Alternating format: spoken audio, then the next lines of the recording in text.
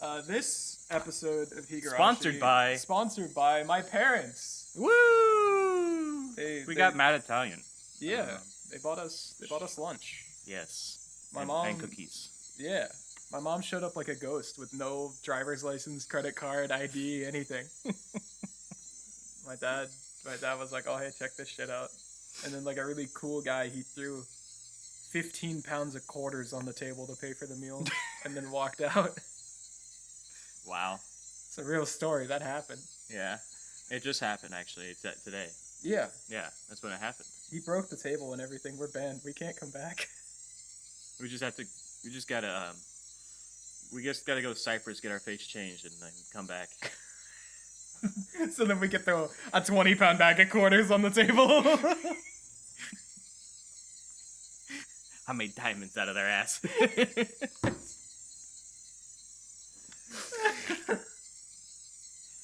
You ready to higu that Higurashi?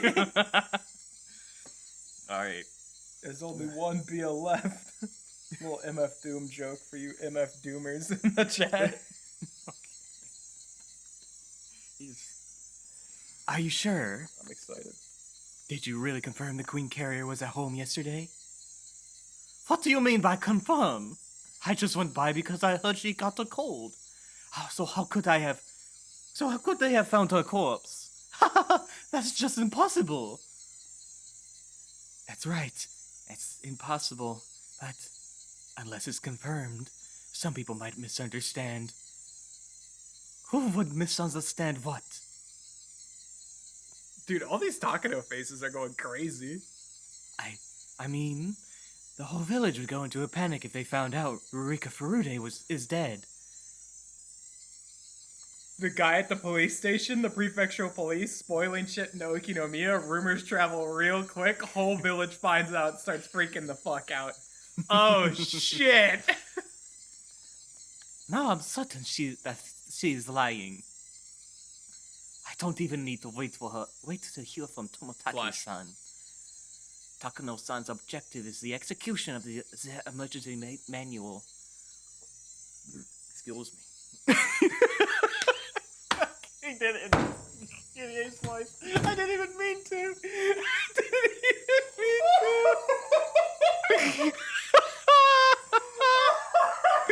Oh, we're starting off strong today.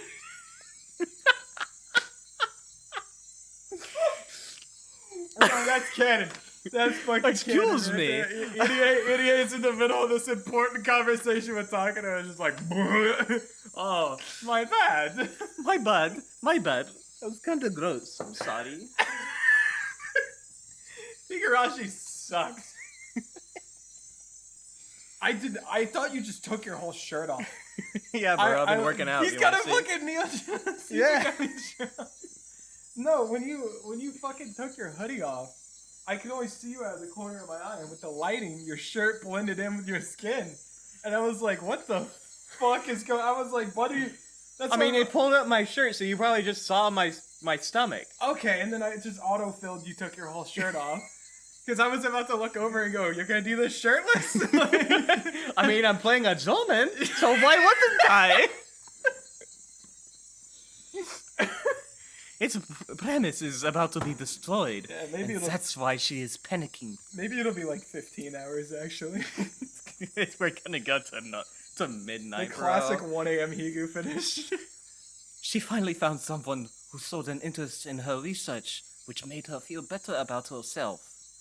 Yet that someone was about to cut her off, and that's why she's panicking.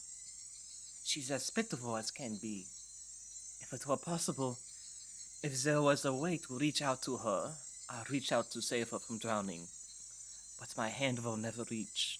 It won't reach her unless she reaches out. She's drowning, but as long as she refuses to seek help, I'll never reach her. Until she realizes it herself. No matter how much I reach out, she'll refuse my helping hand. However, my selfish imagination will have to stop there for now. Is Rika-chan home or not? If she goes into the details, she'll become suspicious of me, since I told her I saw Rika-chan at home. That will put me in a very dangerous position. Idiot panicking and realizing, oh wait, fuck, I have to keep lying? A man who had been on the phone for some time put down the receiver. Major, there's no answer. There's nobody home. What is the observation unit saying? Since the 17th, the day they started their observation, there hasn't been even one phone call. Hey, Director EDA. That means Rika-chan is still at home, right? Yeah, I guess so. I'm not sure. She has gotten so much better. Maybe she snuck out or something. Today is the day of the festival, remember? I think there are some vendors set up near Rika-chan's house. There are a lot of people around, so maybe your observers missed her. Well, can that be possible? Every time Director Irie leaves, we place a seal on the house afterwards. I don't think she could have gotten out through a window. So the mountain dogs are certain that R has not left the house, right? You know what my favorite part about this is? What? It's the inverse of with Tanagashi when Keiichi finds out that Takano died but was still alive. Mm-hmm. And this is Takano like, oh, Rika died but like it's still alive and kicking and everything. Right. And it's like her freaking the fuck out about it. Yeah, that's pretty cool. Yes, we're certain. R is inside of the R residence, and she hasn't left the house since the 17th. We're sure about that. I love how Ryukishi does that. Like, he does a lot of callbacks to previous chapters and everything like that. The only person who checked inside it was Director Irie, and nobody from the Mountain Dogs did. But you're sure about that, right? Well, Is that Irie? Nope. One of the Mountain Dogs looked at me. I swallowed and said not to do him. that's probably the mountain dog guy. Then how do you explain R's corpse at the police station? Like I said, it's possible they made kind of... This is Irie. Like I said, it's possible they made some kind of mistake. The autopsy isn't done yet, and the body hasn't been confirmed to be Rika Furude. It could be just a rumor.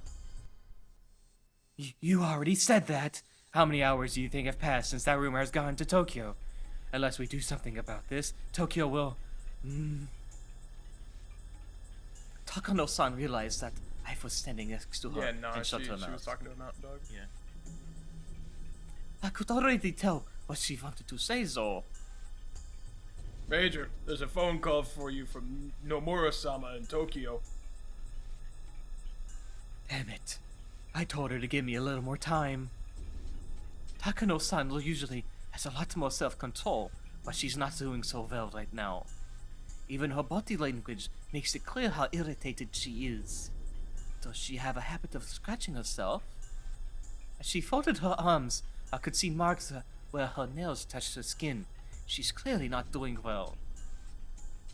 Takano-san is rather occupied right now. I'll take it. Nomura-san, right? I've never talked to her, have I? Based idiot! Sorry, this phone call is for the Major. Some mountain dog looked alternatively between Takano-san's and my faces. Director Irie, I have to take care of a few things. Could you please excuse yourself? Oh, sure. I understand. You're in charge of the institute. I shouldn't say anything, huh? Somebody take him to the director's office. Hurry. She's basically telling me to get out. I left the security room quietly. Hello, this is Takano. Sorry to make you wait. It's time for my favorite part of the game. The mirror. Hehe. I'm sorry to call you repeatedly. So did you find out anything else? I'm sorry. I've ordered my men to get to the bottom of this immediately. Some of them are headed to the police station, and I'm just waiting to hear from them. I see. So you should be hearing from them soon, right? What time do you think you can call us? I'll call you as soon as I find out something. But it's hard to say what time, though. As soon as possible, of course. Major, have you ever been on an airplane before? Huh? Yes, of course. When an airplane takes off, an enormous amount of power is needed. That's why sometimes there's engine troubles during takeoff. If the plane hasn't sped up yet, all it has to do is slow down and abandon the takeoff. But if it's already sped up, it's more dangerous to stop, so they go ahead and take to the air. A jet plane has 4 engines, so even if one engine breaks down, it can still fly without problems. It's the same with our operation. There is more than one engine, so if we have enough speed, we'll go ahead with our plan. We'll figure out what to do later. But we are still only preparing to take off. Do you understand what I mean? The first step of the operation was Tomatake's Flash. assassination. That hasn't even happened yet. So what Nomura-san is saying, what Nomura is saying is correct. Was correct. If you already knew the plane you were on had a broken engine before it took off, what would you do? You'd get off, right? It's the same thing for us.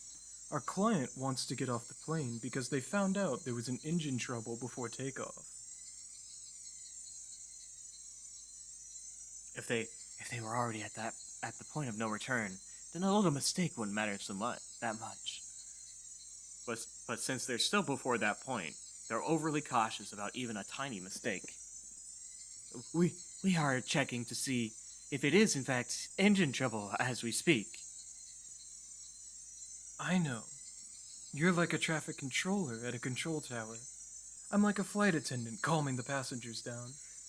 I'm doing my best to talk them into staying on board, even though there's a chance the plane will never take off. If it takes too long to fix the problem, this flight may be cancelled completely.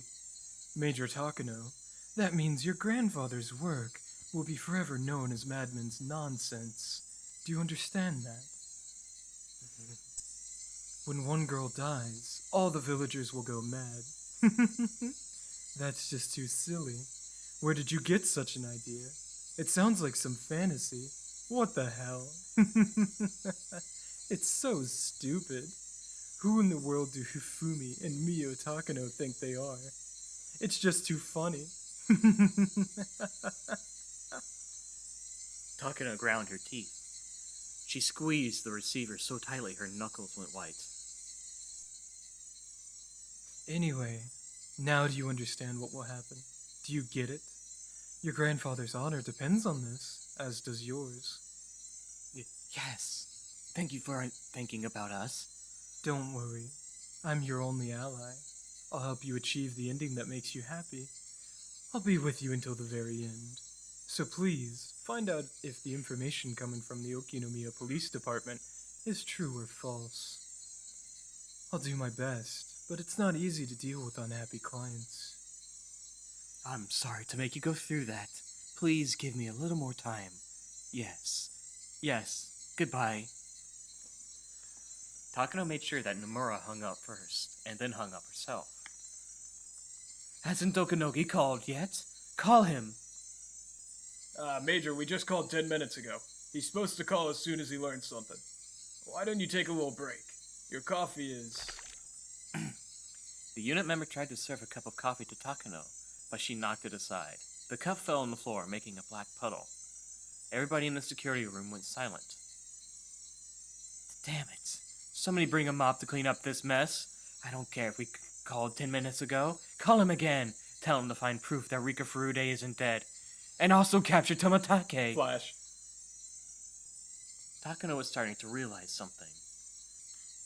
By now, she could sense there was something behind Tomatake's Flash. disappearance. Tomatake must Flash. know something about what's happening at the Okinomiya police station. He might look dumb, but he somehow found out about the plan, and he was trying to mess with Takano.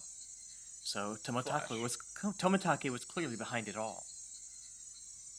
Takano had been intending to let him enjoy the festival that night, if he behaved. The quickest way for Takano to be certain of what was happening would be to see Rika Furude's face at her house. But she couldn't leave, and she couldn't trust EDA. And because there were too many people around for the festival, the Mountain Dogs had their hands full. If she would answer the phone, that'd do, but she wouldn't answer. That meant the house was empty, and that Rika Furude's death was real. What went wrong? Who would deceive Takano? There was only one person. The only person who claimed that he saw her at the house. Irie was the most suspicious person around. Tomatake had left the hotel and was nowhere to be found, so maybe Rika had left her house and was hiding somewhere else. In other words, Irie betrayed her and was in contact with Tomatake. Flash. Start observing, Dr. Irie. What? Are you saying that he's lying? Why would he do that, though? Tomatake must have noticed our plan. He left the hotel and told Rika to go somewhere safe. He's deceived us, and we've been observing an empty house. That house can't be empty. There's definitely somebody in there. Do you have proof that it's R? It's not her. That person is there simply to deceive the mountain dogs, only to make it look like Rika is home. That's it. Tell Okanogi to break into our residence. I don't know who's in there, but whoever it is, they're connected to Tomatake Flash. and Rika. Put the heat on them. But we can't break into the R residence. Not today. There are just too many festival goers around there. We can't break in until the festival is over, which is around midnight. That's why all of you are here, right? Just do something. Why? Why can't you just do what I tell you to do? Can't you follow my orders? Why? Can you only follow my patron's orders? Oh. The unit members could only watch in silence. They knew that nothing could comfort her. The noise of the phone suddenly broke the silence. Takano practically jumped. Takano. Yes. Nope. Yes. What? Major, good news. Crow successfully got the number to the research division in Tokyo, is calling for their scheduled reports. The phone number is in Shishibode City. The mountain dogs are trying to pinpoint the address. Okanogi. It's Tomatake, Flash. It has to be. Skylark, gather your most capable men. He's being cautious, so don't make mistakes. Heron, give them backup. Understood. Skylark 1 to all units. As soon as we get the address, we'll move in. Everyone, get on board. All units. Shit. Hasn't our man from the phone company called yet? All units. I'll look into it. Give me 5 minutes. It was 8:45 a.m. They didn't know where in Shishibone he was staying, but depending on where it was, it might be too far to get there before 9 a.m. They would have to depend on luck. Damn it. Do it in 50 seconds, not minutes. What the hell is taking so long? He's just punching the numbers into the computer. We've got it. The address is Hirosaka Block 1 XX Hotel Moderato. It's routing through the switch, so his room number's unknown. Did you hear that, Skylark? We've got it. We're heading out. Luckily, Hirosaka Block 1 was close enough. Okanogi had been right. Tomatake was hiding nearby. The garage doors of Okanogi Gardeners opened in one after another, and the white van sped off in a hurry. That piece of shit. It's our turn now. He didn't even think there could be someone working against him in the research division. Now, it's our turn for a surprise attack.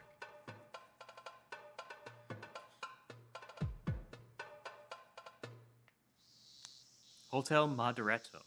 Despite its name, it had a cheap stained sign out front.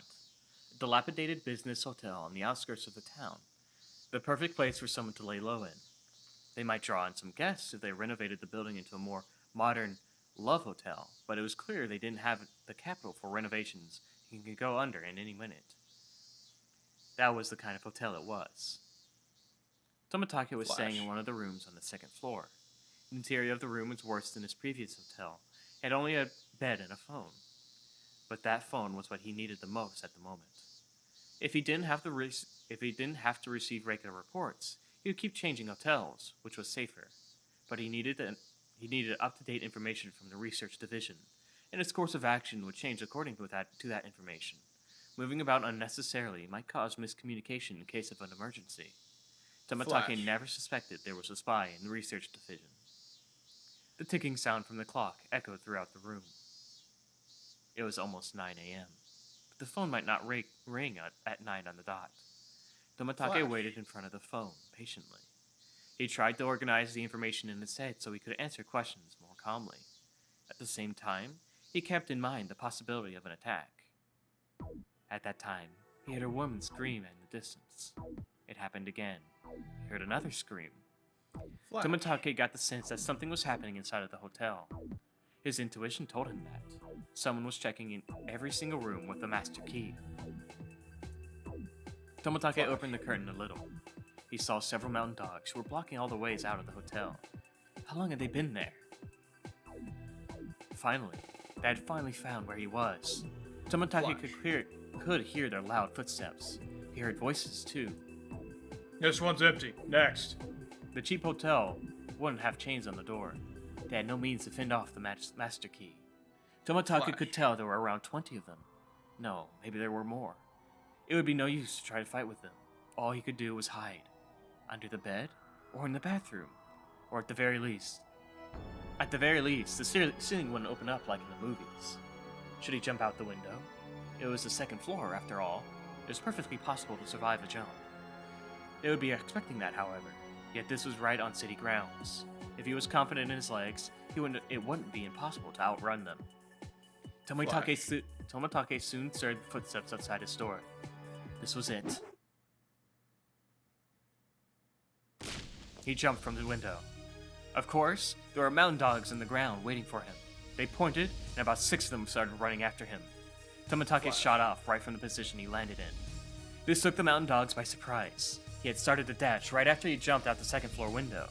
Tomitake was prepared to do something like that. He had been training in case of an emergency, just like this one. Skylark 10 to Skylark 1. We've located the target. He's running. We need assistance. Skylark 1, Heron. The target is heading west, using the back alleys. Stop him. Roger that. Heron 2, 3, and 4. Head on over there. Here he comes! That's him! 3 members of the mountain dogs jumped out from behind the streetlight and stood in Tomitake's way. They were prepared to stop him, but Tomitake kept running at full speed. They quickly realized he wasn't running towards them to knock them out. He was trying to run past them. There was no point in taking a fighting position. They lowered themselves and tried to tackle him simultaneously. Now! Tomitake jumped over them. Dude, he's cracked!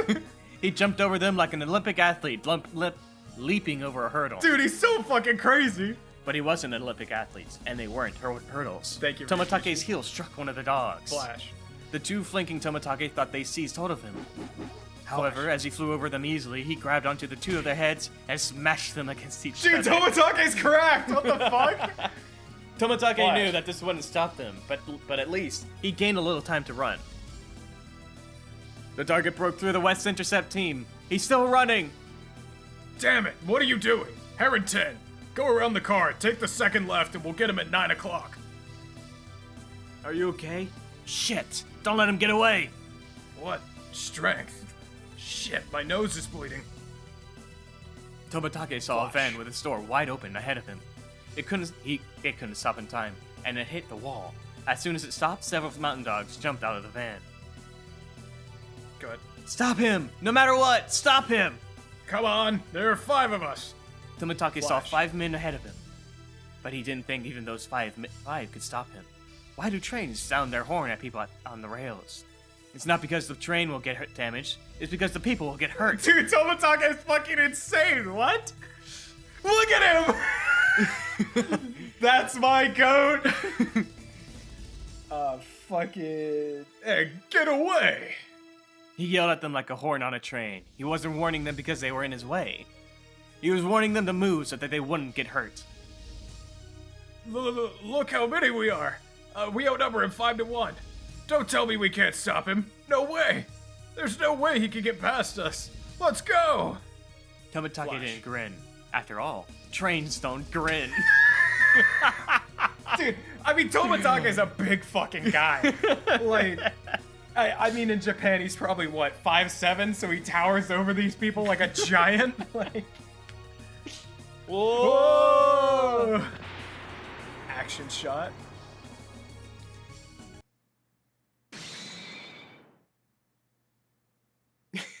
Damn it, Tomitake, you fucking suck. We captured Tomitake. Flash. Really? It didn't take long. I want to ask him some questions. Don't kill him, okay? Bring him over here. We'll kill him afterwards, but I've already got a great way for him to go. The phone continued to ring inside of Tomotake's empty hotel room. Within 30 minutes, Toмотake was dragged through the back door of the EDA Institute, wearing a gag and handcuffs. Toмотake didn't even move, as though he was sedated. The Mountain Dog members had carried him out of the van. EDA saw Toмотake from his window and came out of his office in a hurry. Takano was already there. What's going on here, Takano-san? The Mountain Dog silently glared at EDA. He realized he shouldn't have left his room. I didn't see Jiro-san for a while, so I became worried and had the Mountain Dogs look for him. It was a good thing I did, because look, he's gone terminal. He's developed terminal symptoms? Are you sure? Of course, Toмотake didn't reply. EDA decided not to say any more.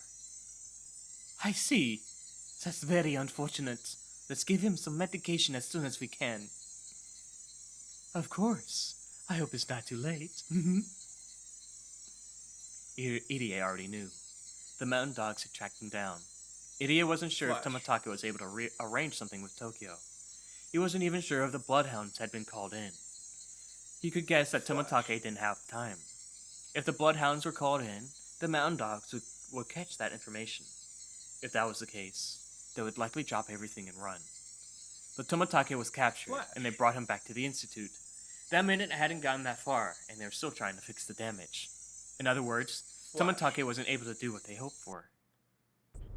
What were they going to do to Toмотake? Since they brought him back alive, were they planning to torture a confession out of him? That'd be very dangerous for him. He'd likely end up dead. EDA realized that he had to do something in Tomotake's place. The main reason why EDA had to rescue Toмотake was because he had no way of contacting Tokyo on his own. Takano wanted EDA to be useless, so she never told him how to get in touch with Tokyo. EDA could receive phone calls from Tokyo, but he could only call them through Takano. I mean, this is where EDA tries to call Akasaka, right? Like, gives him the fucking emergency signal or whatever. Lets him know that everything's gone tits up. Right. Therefore, Toмотake was the key. Unless EDA rescued him, they couldn't possibly win. But EDA wasn't like the Mountain Dogs. He was simply a researcher. There's no way EDA could rescue Toмотake from such a high-security area. There were 8 Mountain Dogs in the building. There were usually only 2, but Takano had called in more. Of course, the basement was a highly secured area, and one needed an access card to get in. That card was only given to people in EDA's position. In addition to the access card, one would need a fingerprint match as well. The access card alone wouldn't do it. Therefore, the only person who could rescue Toмотake from that high-security basement was EDA. And so, even if it was possible, EDA had to do it. EDA bunched up his hands into fists and held them tight to encourage himself, but he only noticed that his fists were shaking. Huh? Huh? Bah? Hanyu? EDA, did you forget? EDA remembered what Akasaka had told him. But his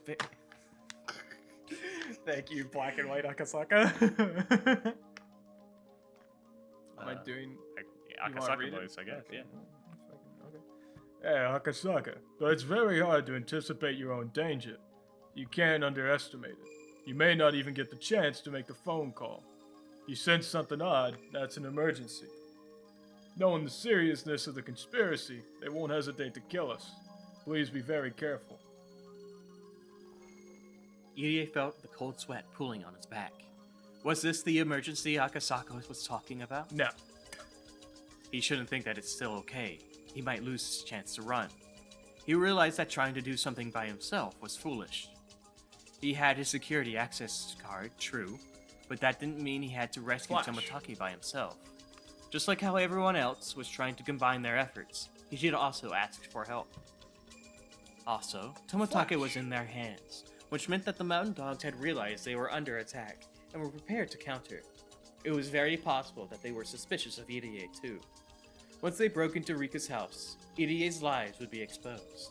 Indeed, This was the emergency Akasaka was talking about. Irie had realized that. He was already in danger. He needed to leave immediately. The Sonozaki residence was their gathering spot in case of an emergency. His allies were congregating at the Sonozaki residence. He should explain the situation to them and think about how to rescue Toмотake. Flash. Takano probably wouldn't kill Flash. Toмотake immediately. She was intending to kill him that night, as a 5th year's curse. So there was still a little time left. He had allies, and with his security access card, there was still a chance to rescue him. Irie had to let Akasaka know that he was escaping. If they became suspicious of Irie, they would check the house, and Akasaka would be in danger too. In other words, it could cause a chain reaction. Irie didn't miss his last chance to escape, but he still had to do his final job. Irie picked up the phone at his desk, called Rika's home number, and left. It would continue to ring like that, sounding like the emergency center Based signal. 88 remembered the literally pick the phone up, put it down, leave. Like, don't hang it up, don't do anything, just fucking leave. Irie thought back to when he wondered how long he was going to stay in this director's room. He never knew this day would come so suddenly. He noticed a framed picture of his parents on his desk. Irie had become a doctor so he could clear out the misunderstanding between his parents and regain his family ties. But how did he get involved in something like this? No, he would return. He would return and continue to fight against Hinamizawa syndrome. He vowed to himself that he would never abandon that responsibility. I'll be back, Mom and Dad. Irie said his final goodbye and left the director's office. Major, there's a call from the director's office to an outside number. The phone number is the R residence. Eh? What does that mean? Can you listen in? Of course. I'll put it over the speaker. One of the members flipped the switch, and there was the sound of a ringtone. Why is Director Irie calling that house now? Maybe R really is at home. He's trying to let it know that Toмотake Flash has been captured. That might be it. He has no idea we're listening in. What was Irie going to talk about? Takano waited patiently to eavesdrop on a conversation. There was nothing but a ringtone. It had been over 30 seconds. There was no answer. Nobody was home. The director sure is patient. I guess he's sure that she's home. Major! We have the director on the security camera at the back door! The black and white quad display monitor showed Irie running out the back door. What's going on? Who's calling from the director's room? Irie. Takano became utterly confused, but the ringtone continued. Could it be? Takano finally realized what was going on. It's a trap. He knew we were listening in, so he made a fake call. Irie is a traitor. Catch him! Ah, yes, the traitors calling traitor. The traitors calling the not traitors traitors. Iconic. Security room on the first floor. Stop Director Irie. The target is heading to the staff parking lot from the back door. The two mountain dogs who were playing cards in the security room on the first floor jumped into action. The security room was located in the back, next to the back door, so Irie was still within reach. Irie had made a serious mistake. He could have left the clinic during the 30 seconds Takano and her men were listening to the ringtone.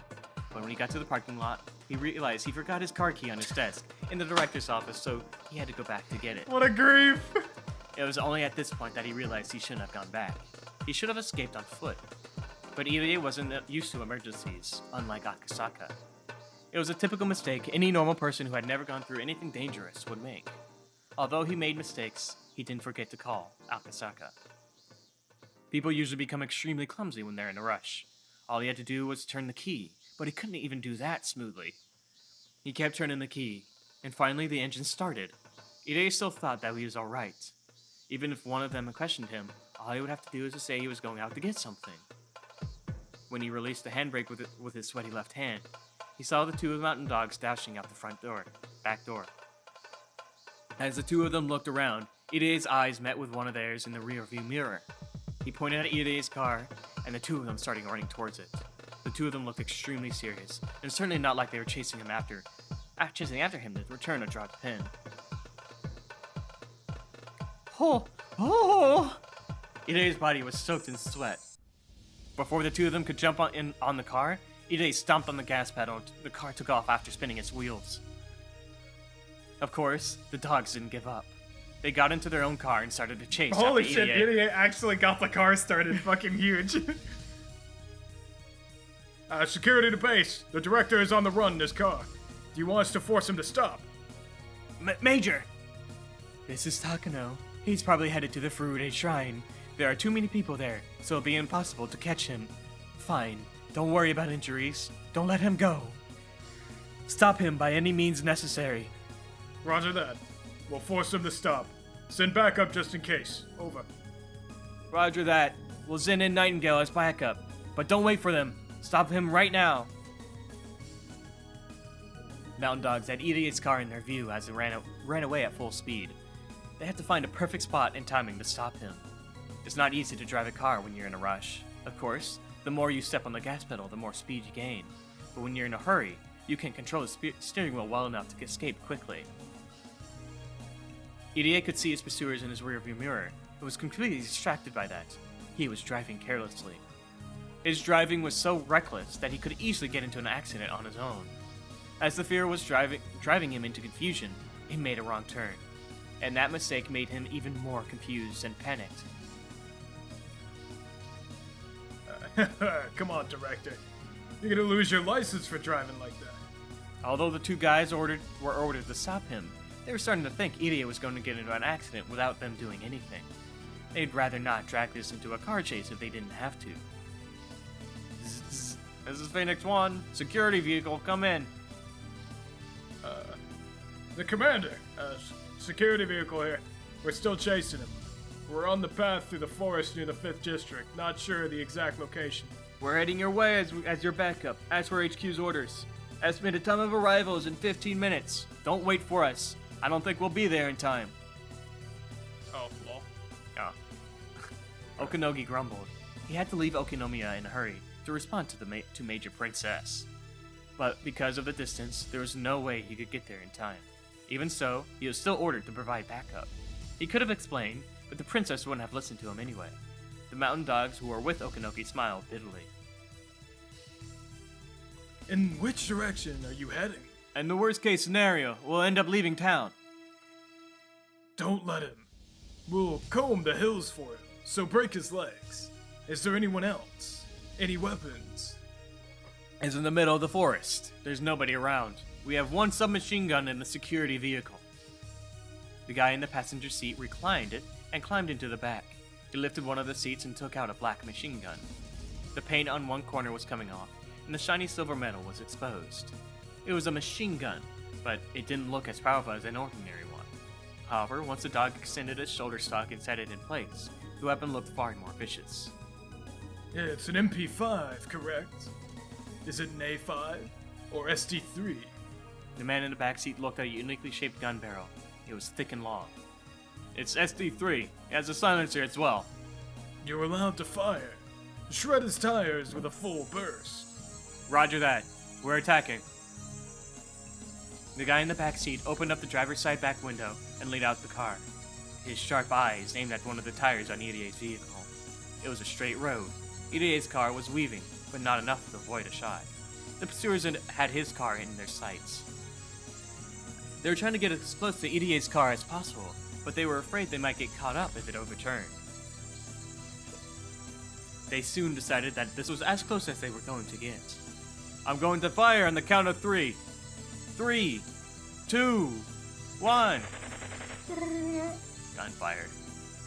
Fired. The sound the machine gun made was a lot quieter than what people would imagine, but its power was unimaginable. One of the tires in Idio's car was cut to shreds in a puff of white smoke. Because one tire collapsed all of a sudden, Idiot lost control of his car. He tried to steer away, but that made things even worse. As he spun, Idiot's car drove into the shoulder of the road and slid down the slope into the forest.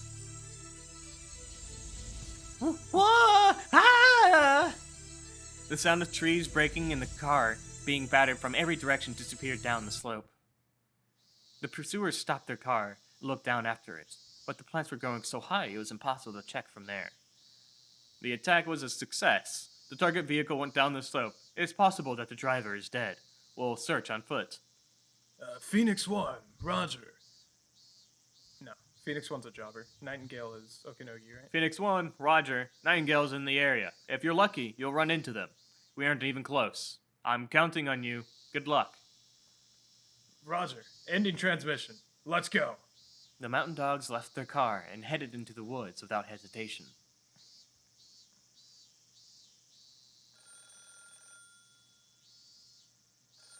Akasaka had received the phone signal from EDA. The phone rang for over 3 minutes. The signal told Akasaka that EDA was in some kind of emergency, and that Akasaka himself was in danger now. Takano made a mistake. She didn't realize the ringtone itself was the signal. She assumed someone staying at the house would have picked up the phone eventually. Her error allowed Akasaka to perceive that extremely important forewarning. Akasaka waited for exactly 3 minutes, then ran down the stairs quickly. He already put his shoes on while listening to The phone ringing. the phone ringing. Akasaka had memorized the layout of the town from the map he kept near the phone. He knew the shortest route to the Sonozaki residence, as well as a number of alternative routes, just in case the shortest was already blocked. People would be surprised to see a stranger coming out of the house, but Akasaka didn't care about that at the moment.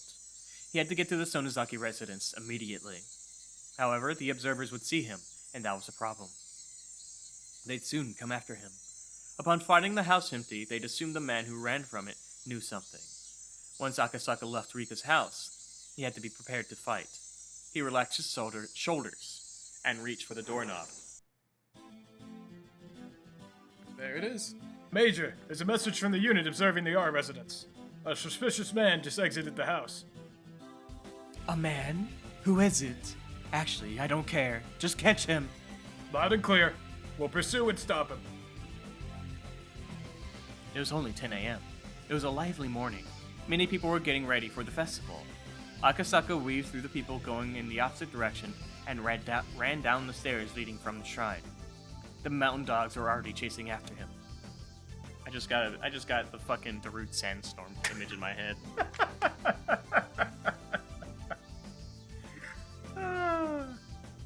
That's a throwback and a half right there. There was a significant gulf between the happy faces of the villagers and the serious faces of Akasaka and his pursuers. He could hear them coming up behind him. He didn't even need to turn around to check. Akasaka held his breath, focusing all of his senses to their limits as he sprinted even faster than he usually could with all of his might.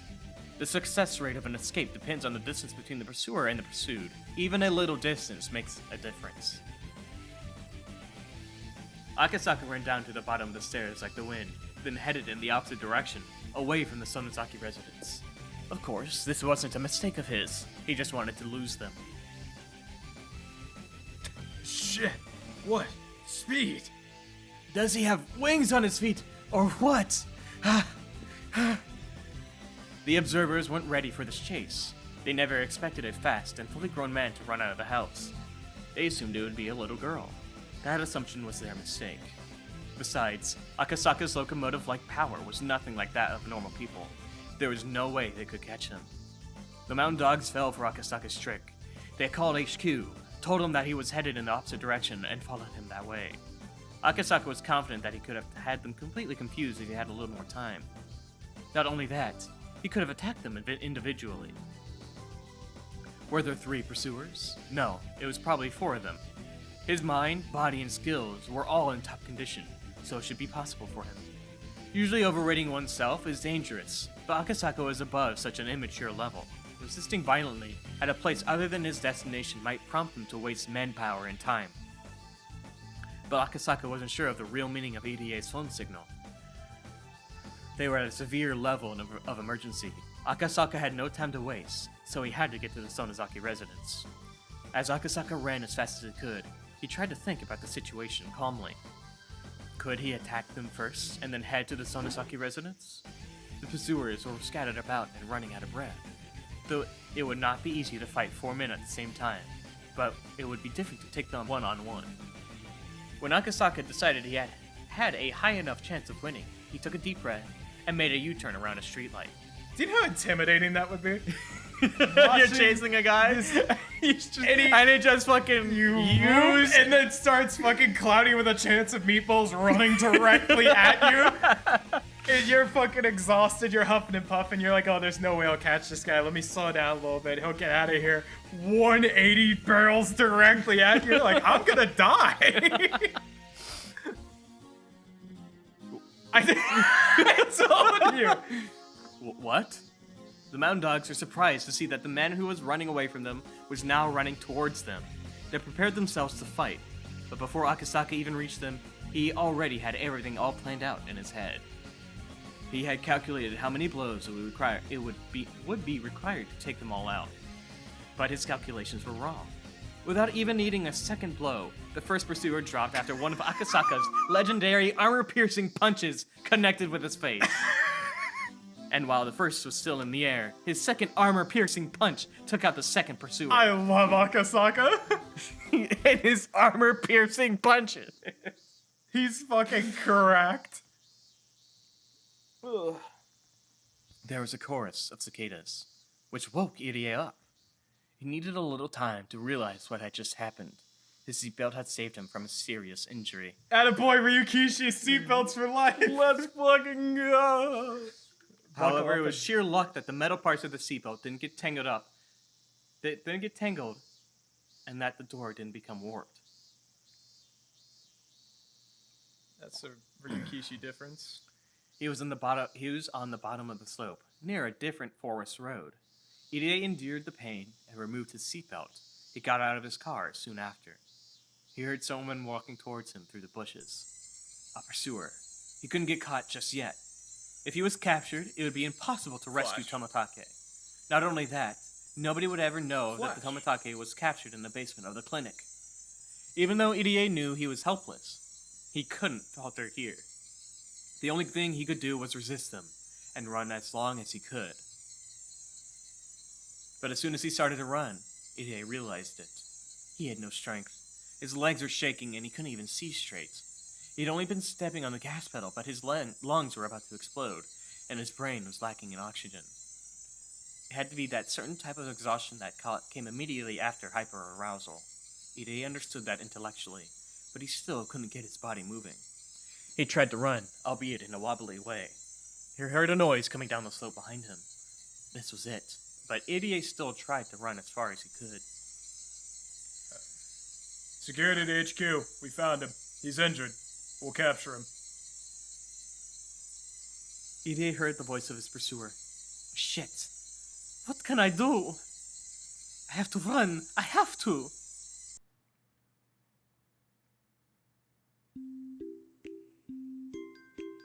Carve into your hearts the spirit of retreat. That's Shion, that's first line. Oh, Shion, carve into your hearts the spirit of retreat. Shion-san, what is that song you've been singing? Don't you know? It's really popular nowadays. My apologies. I'm rather ignorant when it comes to pop music. Thank you, Kasai. Hmm? There was a wrecked car ahead.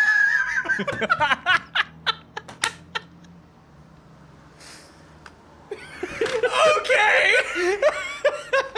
Ah, yes! Kasai and Shion randomly showing up to then look as they're driving by. A wobbly, injured, dying Irie is stumbling forward, and three grown-ass men are like, we're gonna fucking kill this guy. I can't wait for Kasai to murder people. Oh, God. There was a wrecked car ahead. White smoke was still visible, so the accident must have just happened. Kasai slowed down. Oh, what is it? Oh, jeez. Hey, isn't that the coach? Their car stopped. The sound of the brakes startled Irie, and he fell and was behind. Irie was obviously the one who had been in the accident.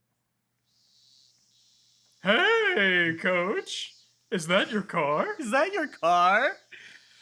Shion-san! Are you alright, Dr. Irie? You should go see a doctor. We'll take the coach to the clinic so he can treat himself, huh? Can you stand up? I'll take you there.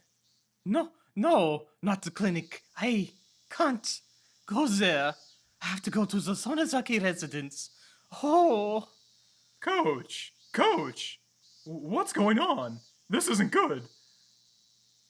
Kasai looked at Irie's car, then looked around the area. Then he whispered to Shion. Shion-san, he must be in some kind of trouble. What kind? There are bullet holes in Dr. Irie's car, and they don't seem to be from an ordinary handgun. Really? Hey, you take that end. Let's get him to the main house. The two of them loaded Irie in the back seat, and got in the car and left in a hurry. See, you're fucking with a Yakuza family. They understand bullet holes, crashed car, dying Irie. Probably something terrible is happening. We have to ask the coach what's going on. No, that's Do you think so? Shion. Yeah, for sure. We have to ask the coach what's going on. He can't go back to the clinic. I wonder what he means. It sounded like he was running away from someone there. I don't know who. But I don't know. It's obvious that he was involved in something dangerous. Hey! Where are you going? Shion was confused as to why Kasai suddenly made a wrong turn. Dr. Irie's pursuers aimed for the tire of his car. They wanted to capture him alive. His pursuers are likely close by. Are they after us? There's no car behind us, and there's nothing in the air. In this area, we'd be impossible to follow unless they're tailing us.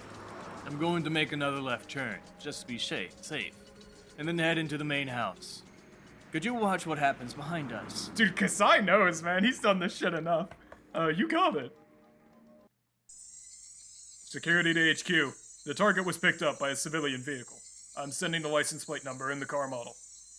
Roger that. Nightingale, your target is a civilian vehicle now. Search for it immediately. Try to capture Director Irie alive. Neutralize the civilians as well, dead or alive. Are you sure? Are you going to find him? Okinogi? Don't worry, there's a tracking device in the director's coat. Nightingale's vehicle can catch the signal, and it can pinpoint where he is. Nightingale's Okinogi, right? Yeah. I think. Yeah. Irie was lying in the back seat, wearing his white coat. There was a device on his collar. The security department put it there just in case. So no matter how hard Shion tried to look for anyone following them, the enemy already knew exactly where they were. This is Nightingale 3. We found the vehicle. It just made a turn by the watermill. There was a map of Hinamizawa on the table of the security room. The path by the watermill led to a certain private property. It belonged to the Sonozaki family, and the Sonozaki residence was the only building on it. Major. Oh my, like rats in a trap. Yeah, this is Phoenix 1. Nightingale, don't head in yet. Phoenix will join you in just a little bit. We'll go in together. This is Nightingale 1. Understood. Okanogi. Yeah, it's Okanogi. Oh, oops.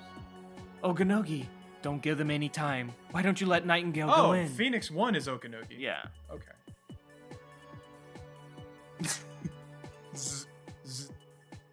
Bad connections. Huh?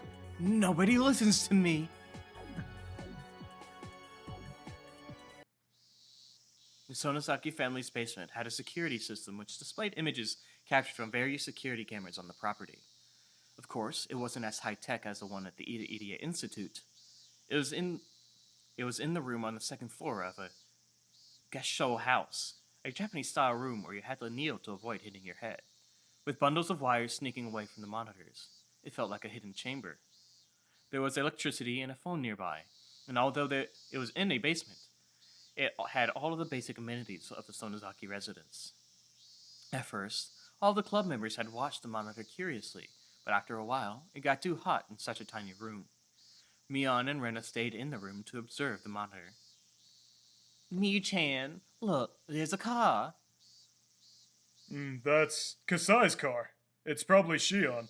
I bet she came because the festival is today. Jeez, why did she have to come now? I don't have time for her. Their granny had been at the shrine since the early morning, so there was nobody upstairs to answer the door. And if Mion didn't answer it, Shion would think that nobody was home. Mion wondered if she should tell Shion what was going on. Shion could be helpful sometimes. Kasai's car stopped in front of the gate. Someone was getting out of it. Huh? Miyu-chan, look, isn't that the coach? What? They saw Shion and Kasai holding Irie on the monitor. Obviously, something serious had happened. Let's move. Rina, Kei-chan, come with me. Sadako, watch the monitor. Rika-chan, don't come up. Hanyu, make sure Rika-chan doesn't move. The three dwarfs. Yeah, leave it to me. I got it. Meep, that's not fair. God. Maybe Okanogi had made the right decision. If he had let Nightingale go in as Takano had ordered, it would have been on the monitor. But Okanogi ordered them to stand by until another unit arrived, so they waited. So Mion didn't notice that the enemy was about to attack. By this time, there were many vehicles belonging to the Mountain Dogs parked by the windmill. Okanogi and Phoenix 1 had joined with Nightingale, and they were getting ready to head in. However, it had been a good idea to leave Sadako to watch the monitor, and if Mion hadn't gone out, Irie would have been killed. Mion didn't know it yet, but Irie was their only hope of rescuing Toмотake. Flash. So as a result, entirely by circumstance, they did everything correctly. Sis! I wonder if she's gone to the shrine already. Shion! Yeah, where did you come from? Ah, you were in the basement, weren't you? I'll tell the hag you were playing down there. Who cares about that? How is the coach? Coach! Holy shit, Keiichi. Keiichi. Is he alive? Shion. Oh. Huh? Are you all in trouble too? What's going on? Shi-chan, listen well. It's like this. Coach, what happened? Oh, I'm sorry. The Mountain Dogs got Toмотake-san. He's in the Kuninek's basement. I got into an accident while they were chasing me. Irie explained everything he could while enduring the pain.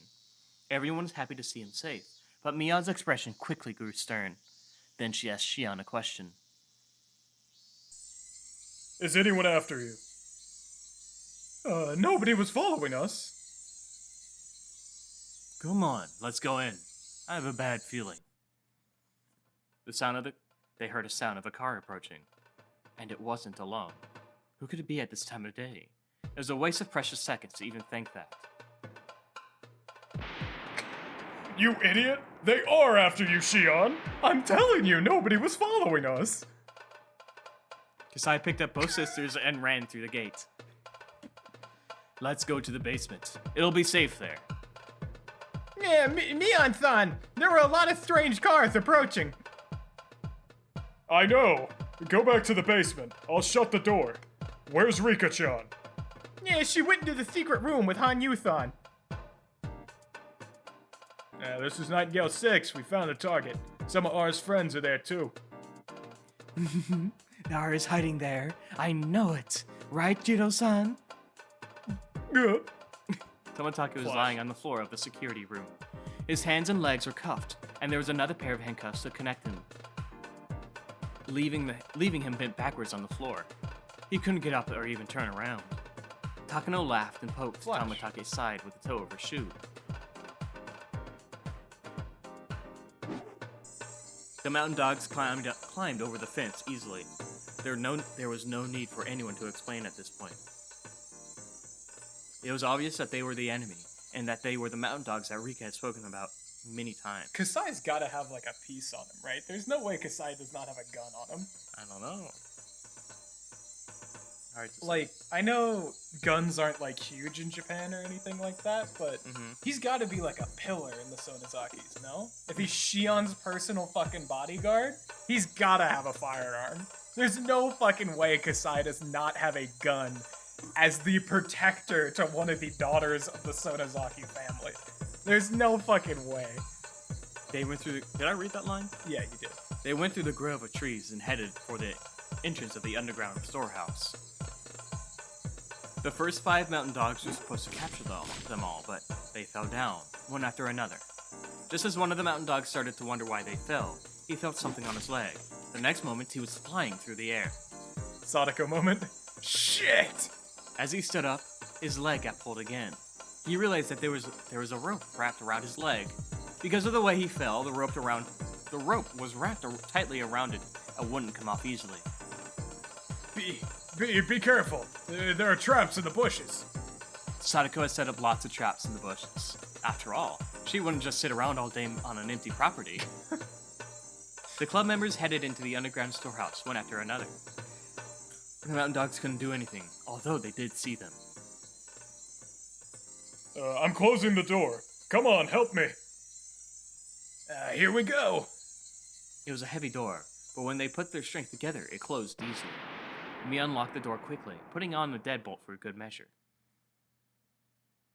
Do you think that this will be enough? Don't you think they'll break this door? Don't you think? Yeah, I saw 5 or 6. No, perhaps even more cars on the monitor. They're all vans, and I saw strange men inside of them. I don't think this door will be broken that easily, but I'd imagine they are used to doing things like this. We shouldn't underestimate them. Before he could even finish speaking, someone pounded on the door. The second group of mountain dogs had arrived. Although the heavy door was separating them, it wasn't at all comforting to know that the enemy was just on the other side. I'm sorry. It's all my fault. You haven't done anything wrong. Let's go farther in. Yeah. Let's find out how many there are on the other monitor. Okay, fine. Leave me out of this. I'm just an outcast. Fucking hate Shion. Oh, shut This is the last face you see before you fucking die. Oh, shut up. I'll explain when I have 5 minutes to spare. Nightingale 1 to Phoenix 1. The targets are in the basement. There's a steel door here and we can't break through. Phoenix 1. Roger that. Shit. This Sonozaki family must be so rich. The property is too huge for us to surround, so we won't even try. Let's join Nightingale. Nightingale, knock some trees down. We'll use them to ram the door. Phoenix 7 to Phoenix 1. We have some plastic explosives for indoor use. Do you want us to get them ready? Plastic explosives are explosives for military use. There are various different kinds, but he was talking about the type specially made to break down doors. Okanoga normally thought it was a good idea, but changed his mind right away. This was a small village. If there was an explosion, someone would hear. Everybody would hear. Everybody would hear. It was daytime, and they were on the surface. It was the worst time and place for the mountain dogs to do their job. An explosion isn't a good idea. Wait a minute. What time is it now? It's almost 10 a.m. I see. Phoenix 7, we'll do it. Get the fuse ready. Huh? Commander, what does 10 a.m. have to do with an explosion? Okanogi's mind was working sharper than ever. He was sure that this would work. He times it with the fireworks, right? Everybody gathered in the secret room. Is everyone okay? Oh. We were watching the monitor. There are about 30 guys out there. That many? That's not good. Can I see? Look, they don't know what to do. When Mion touched the switch, the screen switched to the view of the entrance to the basement. Some of the mountain dogs were checking out the door. They didn't appear to be trying to force it open. They were simply at a loss for what to do. What do you think they'll do now? Yeah, they think we're trapped rats in here, so I'm sure they're gonna try breaking open the door. What the heck? What are they doing with that log? They must be thinking of using it as a battering ram.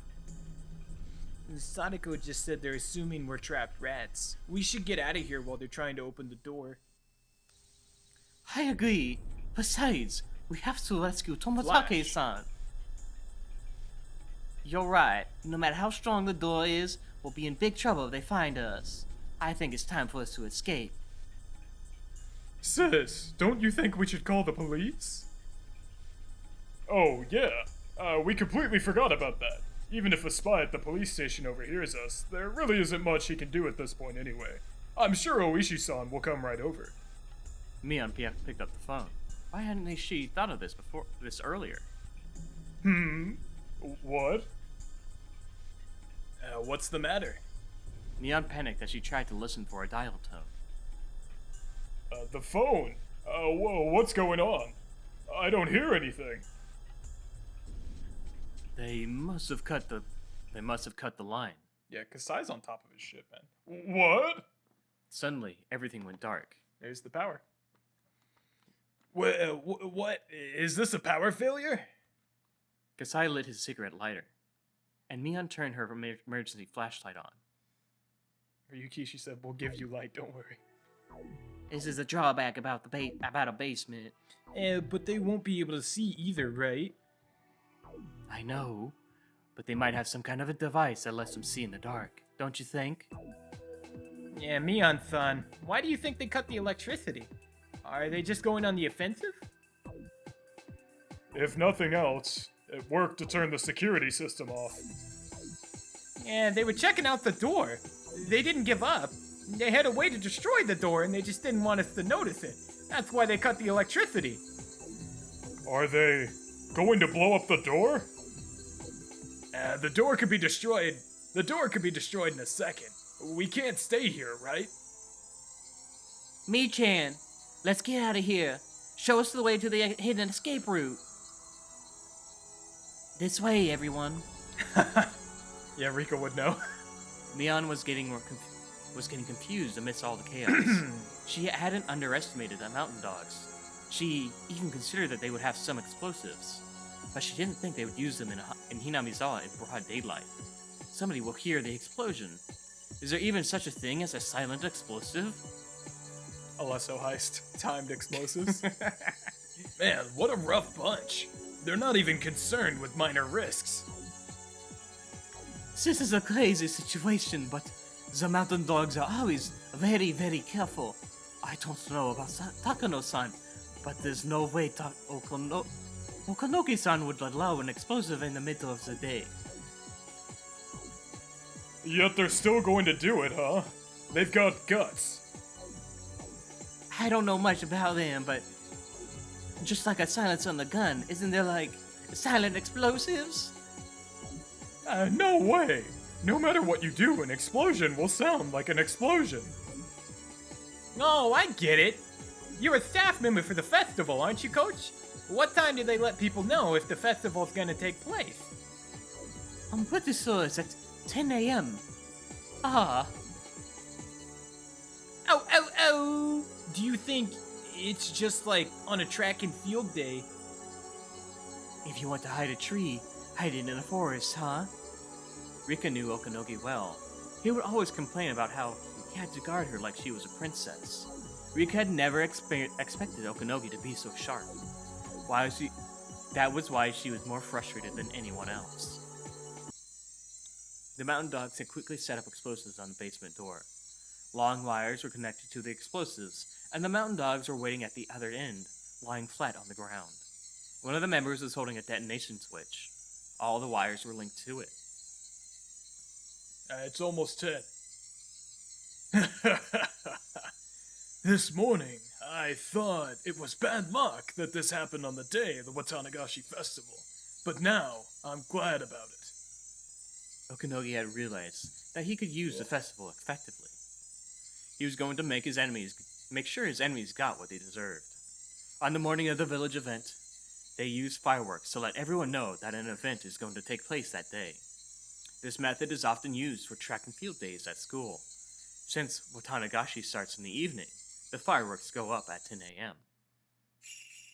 The fireworks, of course, make loud explosive noises. Since Hinamizawa is located in a ravine, the sound echoes, making it hard to figure out where it's coming from. And that was the advantage for the mountain dogs. Now! A loud noise and a shock shook the ground like an earthquake. The explosion must have warped support beams everywhere. There was a discomforting, squeaky noise, and dust fell from the ceiling. It certainly was powerful. The explosion must have blown the door wide open. an explosion that took place without anyone noticing it. Come on, this way. Mion led everyone into the rocky caves. There was a well-hidden shaft in there. They called it a hidden well, but it was actually a very eerie vertical tunnel. They didn't have enough flashlights for everyone, so there was no way for them to see the entirety of this ominous hidden well. Are you telling us to go down there? How far does this go? There's a horizontal tunnel crossing it after about 30 meters. We can get into the mountains through that tunnel. Okay, then why don't you go first, sis? You know the way around better than anyone. Huh? Do I have to? Who else? Kasai and I will be the rear guard. Come on, hurry up. Okay. Mion was going to volunteer to take the rear, but Mion and Shion knew instinctively, because there were so many of them, the rear might not make it in time. Unlike the iron door at the entrance, once the enemies were inside, all they have to do was go through the inner doors, which were easily breakable. The route was basically a straight line. They probably won't get lost on their way. That's why Shion took the rear guard position before Mion did. After all, she was actually the older sister. Shion wanted to protect her younger sister, who was playing the older sister, in this real emergency. Mion intuitively knew what Shion was thinking. Mion understood well the relationship between her sister and herself. She wasn't the only one who felt guilty for taking the older sister's position. Shion felt guilty for making Mion take the responsibility of the family head, and here finally was a chance for Shion to atone. Shion is also about 150 times more violent and willing to kill than Mion is. Mion-san, do you have the key to the armory? Now is the time to fuck open yeah, it. baby! Mion silently threw over the key. Kasai and Shion took it and ran deep into the rock tunnel. Listen, everyone. It's about 30 meters to the horizontal tunnel. If you fall, that's it for you. It's dark, so be very careful as you go down. If you end up waiting, make sure to light the way for the others, okay? I think only one or two can go down at the same time. I'll go first. Come on, give me some light. Mion-san, be careful. The ones with the flashlights, you be careful too. If the lights were on, they could have gone down quickly. There were actually a few light bulbs inside of the well. Of course, Mion had already checked them. It was now certain that the enemy had cut the power to the basement. It was extremely dangerous to go down this well with just the little light from the flashlights. As one went down, there had to be people lighting up the way. Mion was right. She realized as she went down herself, it was almost impossible to go down the ladder without weak light from the flashlights. The lights didn't reach all the way down. In the darkness, her feet suddenly became unsteady. Every step she took made her more nervous. It was about 30 meters through the horizontal tunnel. That was quite deep enough already, but the hidden well went deeper than that. If Mion fell, she wouldn't just injure herself. Hasn't it been 30 meters yet? She thought. She couldn't even remember exactly how long 30 meters was. Had she missed the horizontal tunnel already? At that time, she felt a cool breeze on her body. She could sense a huge hole nearby, so she took out a flashlight to light the surrounding area. She saw the black tunnel yawning before her. Oh, okay. Here I go. Okay! I found the tunnel! Rika-chan, come down! Mion lit up the way below. Okay, you're next, Rika-chan. Coach, you go next, then Hanyu, then Sadako, okay? Let's move. Irie wanted to say that he would go last, but Renner gave the order first. They couldn't get into the basement of the clinic without Irie. Without him, they couldn't rescue Tomitake. Their lives were all equally important, but at least for the moment, his was the second most vital after Rika. Please be careful. I'll light your way. Mion? Maybe? I don't know. Okay, come on everyone, hurry up! Ah! Oh, that's Rika, I guess. Come on, everyone, hurry up. Ah! Rika! Rika was much shorter than Mion.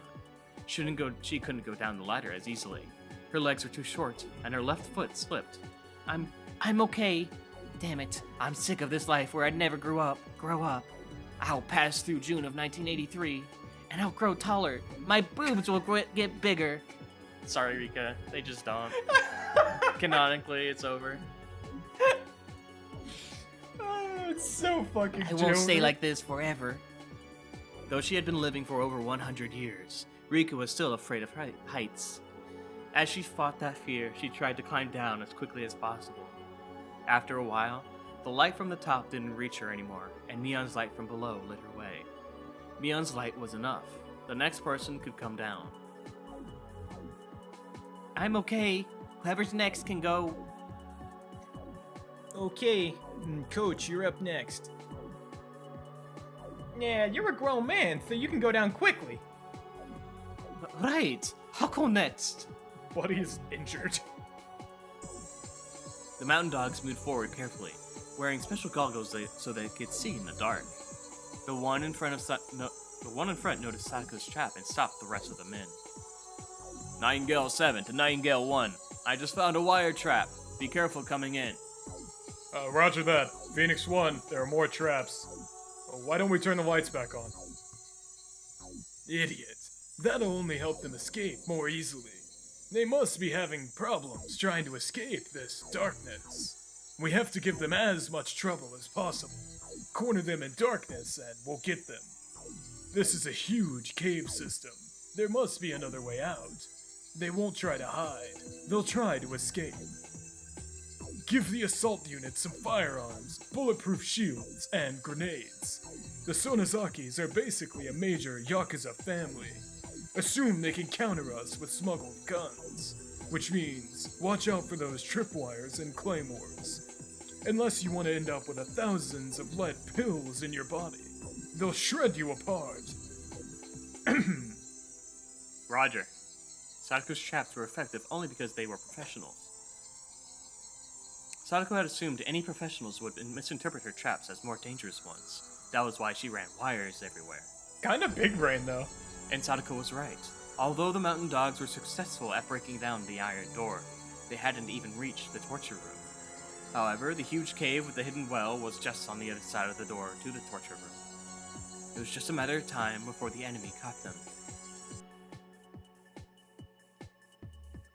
Whew. Okay, Rina, you're next.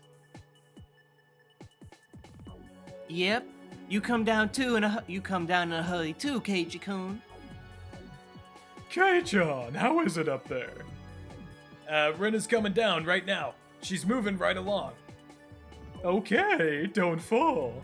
The rumors say that all the people who ever opposed the Sonozaki family were dumped into this well. It's a bottomless pit. What? Shion, what the heck are you carrying around? Shion had returned with a big machine gun in her hands. She definitely knows how to shoot that. What the heck? Keiji thought. It was one of those machine guns they use in war movies. It's the funny characteristics is the way the magazine is bent forward. Shion would have What's an it AK. called again?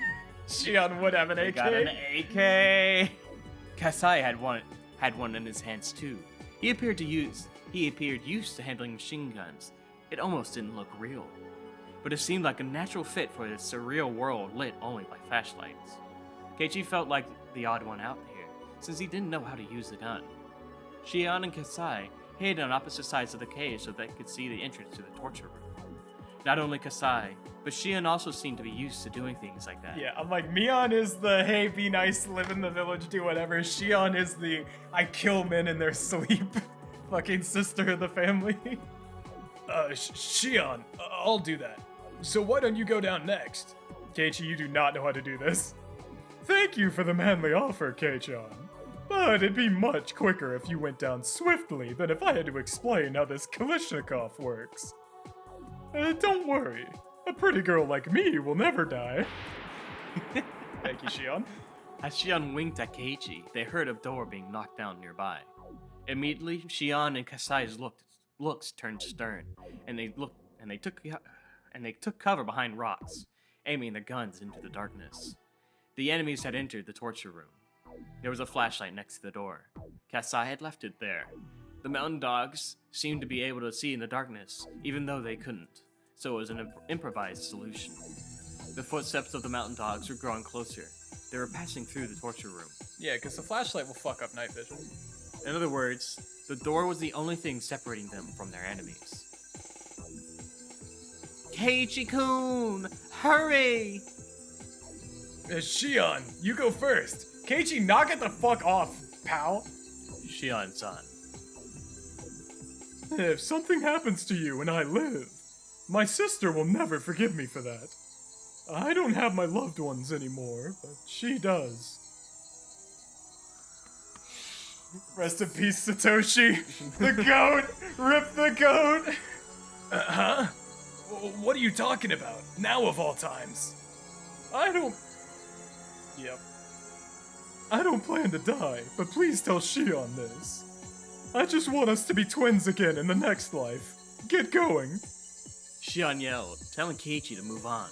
He didn't understand why Shion said to tell Shion, but she asked him, so he had to convey that message. Dude, rip to the goat, man.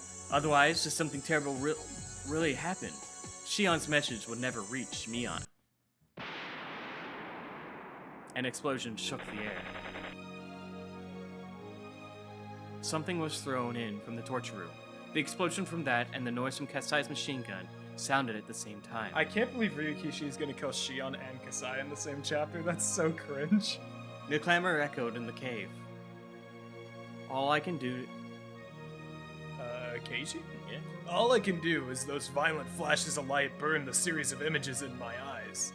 It shed tears over my intolerable powerlessness, and climbed down the ladder. Mion quickly screamed from below. I descended and screamed up to the top, too.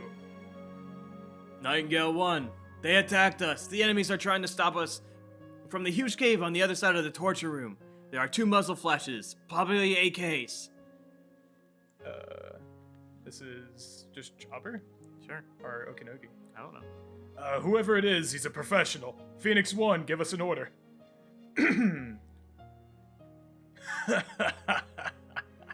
There we go. Our opponent is a professional.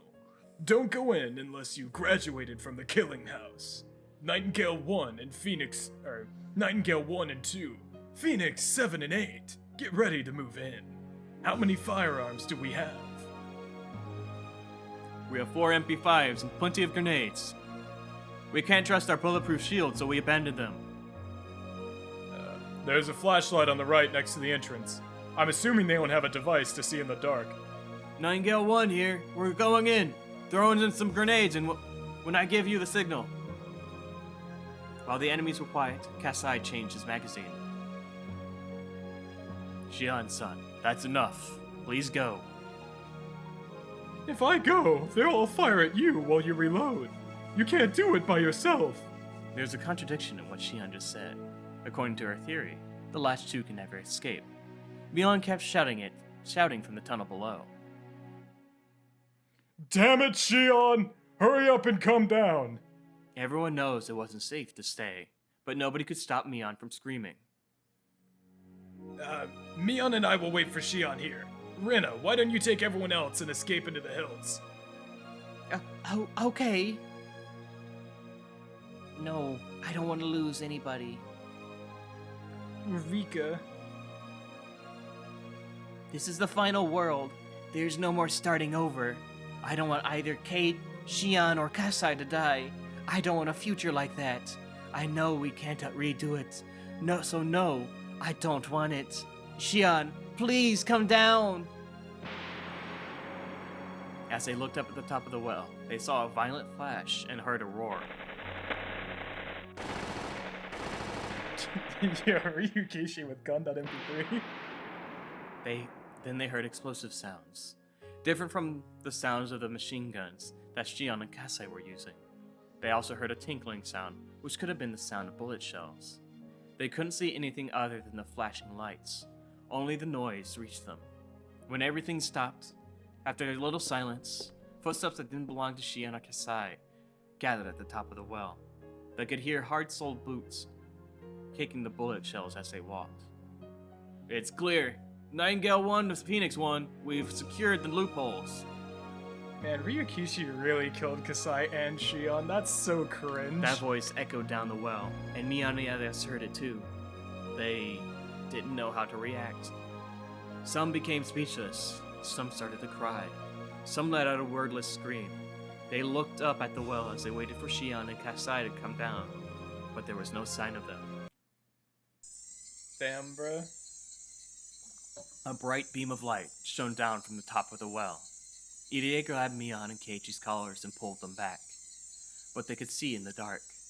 They might already know that Keiichi and the others were hiding in that horizontal tunnel. Roger. Oh. Yeah. Sorry. Roger, we'll try. Can you hear us? You don't need to reply, just listen. A guy shouted from the top of the well. We want the Queen Carrier Rika Furude and Director Kyosuke Irie. You've misunderstood something. We're here to eradicate a unique local disease. What's happening right now is because we suspect the Director's involvement in a conspiracy. You have nothing to do with this. Turn them over to us. They had already turned all of their flashlights off, so nobody could tell what kind of expressions were on each other's faces. But I could sense Mion's expression distorting, and because of the darkness, nobody knew how to stop her from screaming. God damn it, Neon. You murderer! You killed Shion! Oh, it's your... Oh, are you talking about this girl? Don't worry. She's still alive. She's just unconscious. Go ahead. She's alive. She's alive, Mi-chan. Mion didn't rest easy at their announcement though, because she could know Manga gamer. She could know Shion's survival wouldn't help resolve this situation. She knew Mion, so yeah. Same with the guy. He's alive too. But if you refuse to turn those two over to us, we'll have to use them both as bargaining chips. What are you going to do with... I don't know who's that. Yeah, just anyone. As Mion looked up to the top of the well in the dark, it suddenly became very bright, and she saw something unbelievable. Shion was unconscious, and one of the men was holding her.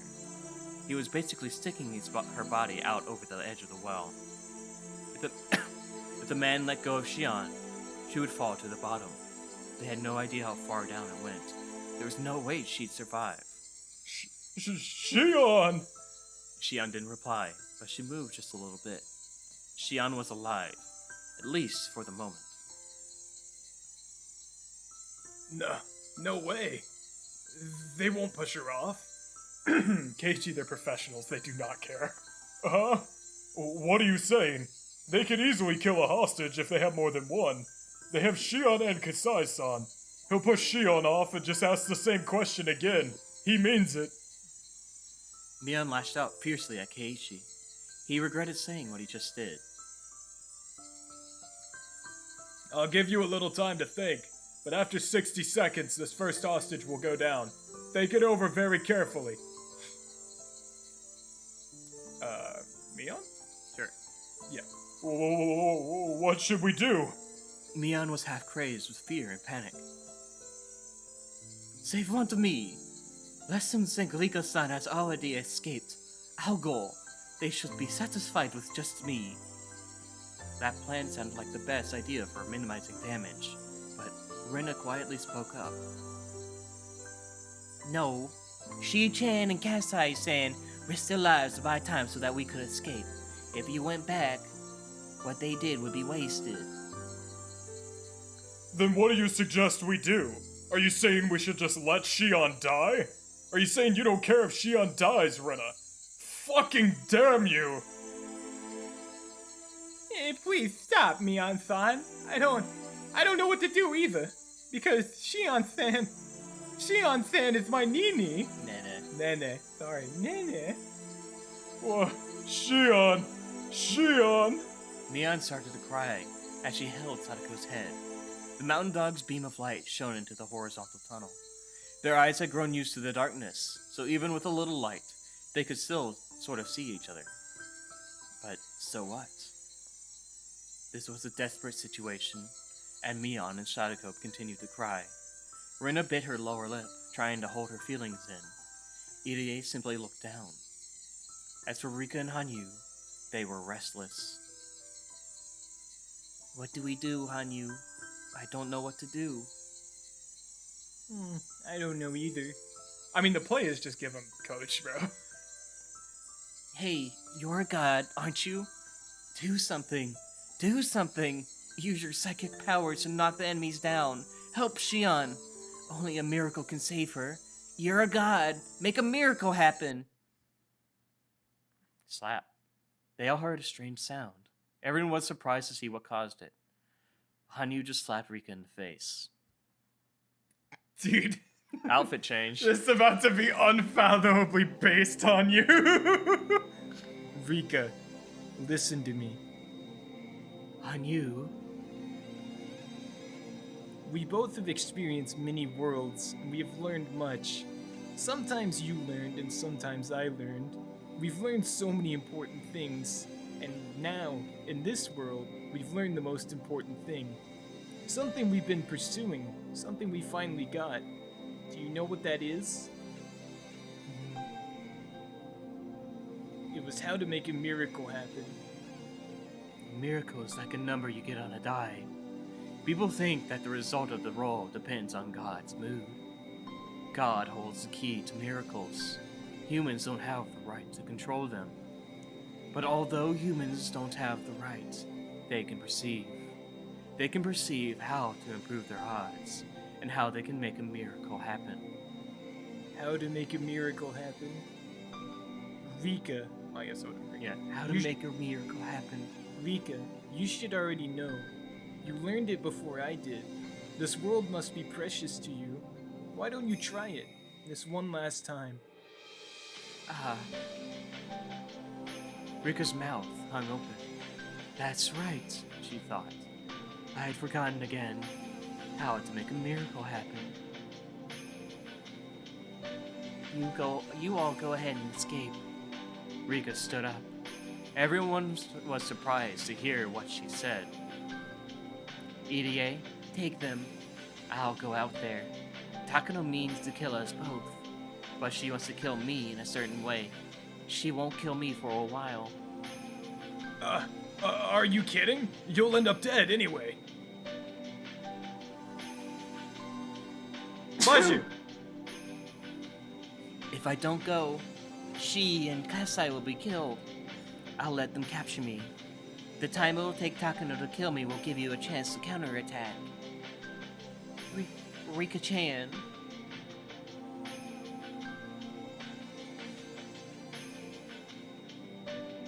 Buh? Damn. Okay, fucking inverted Rika. Thinking about it now, the answer was very simple. As she spoke, Rika stepped out of the horizontal tunnel and reached the ladder. The beam of light shone down upon her. In this dark world, her figure seemed almost holy, like someone receiving a divine revelation. Because we all believe we can. You, me, and even God believe in it. This is nothing. Nipa Star. Rika's smile told them that she trusted them 100%. That's the first time that has ever happened in any fucking Higurashi game, man. Holy shit. She believed someone would come rescue her before she got killed. That was why she didn't mind letting the enemy capture her. If it would save Shion and Kasai's lives, then it was nothing. I'm coming up right now. Pull Shion back, okay? The mountain dogs pulled Shion's body away from the edge of the well. If you even think of touching my friends, I'll bite my tongue and kill myself. Takano wants to kill me personally, so if that happens, you'll be in big trouble, okay? All right. Come on up. Let all of my friends go. According to your plan, they'll die anyway. No, we can't do that. We won't kill them, but we have to restrain them. Well, that's a pity. Farewell. It'll be faster to let go of this ladder than bite my tongue. This is a very deep well. If you can't produce my corpse, then that ruins your plans too, doesn't it? As long as they captured Rika, the mountain dogs didn't really care about the others. They were ready to kill the rest if they resisted once they had Rika. That's why they wouldn't agree to Rika's request. They started to think that maybe they should just lie to Rika. But that was when they heard something. Bah! Oh, don't mess it up now. You want reload? Can't. Does that? Yeah, we can quickly see if it fixes it. No. Manga gamer! Hanyu started to speak in a clear voice. It was a voice with a very mysterious tone. Because we had the eyes. God damn it. This fucking game. He said this game sucks. There's no. I would have to go into the script and Yeah, just that's what I'm saying. move one thing down. I think the Because script I'm is pretty fucked. sure it's just one thing is above another and it's fucking it up. Put it in post. Here, wait, check it out. I do this, and then you put her in post, and then we go back.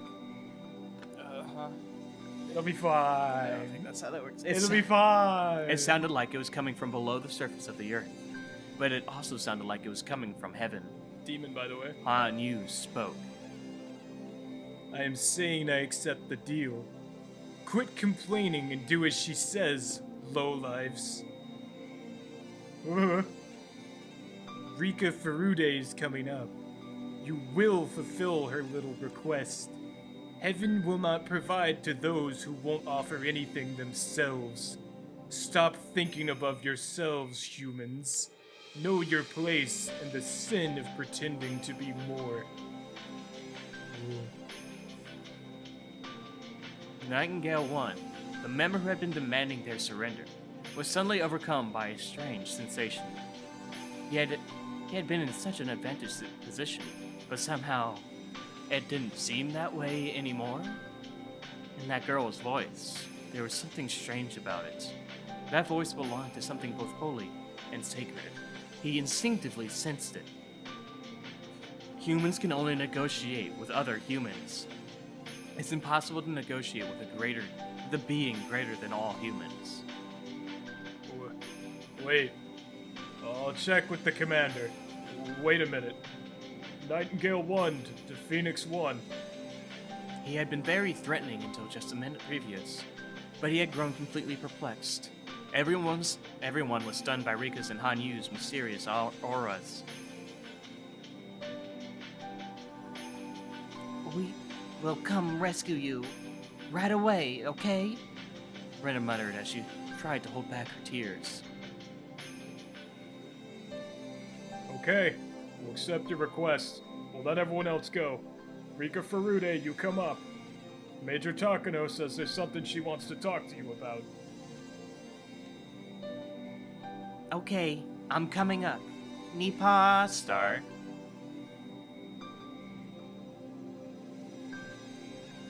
What the fuck is happening at the end of this game?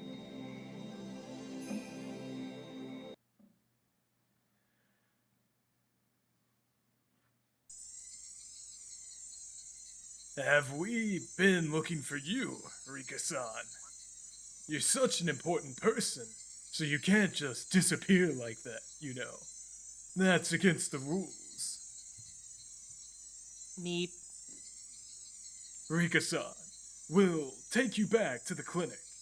Everyone else is free to go. The assault unit that led Rico away headed back into the basement. They were about to break the rules, too. You aren't going to keep that promise, are you? A promise? What are you talking about?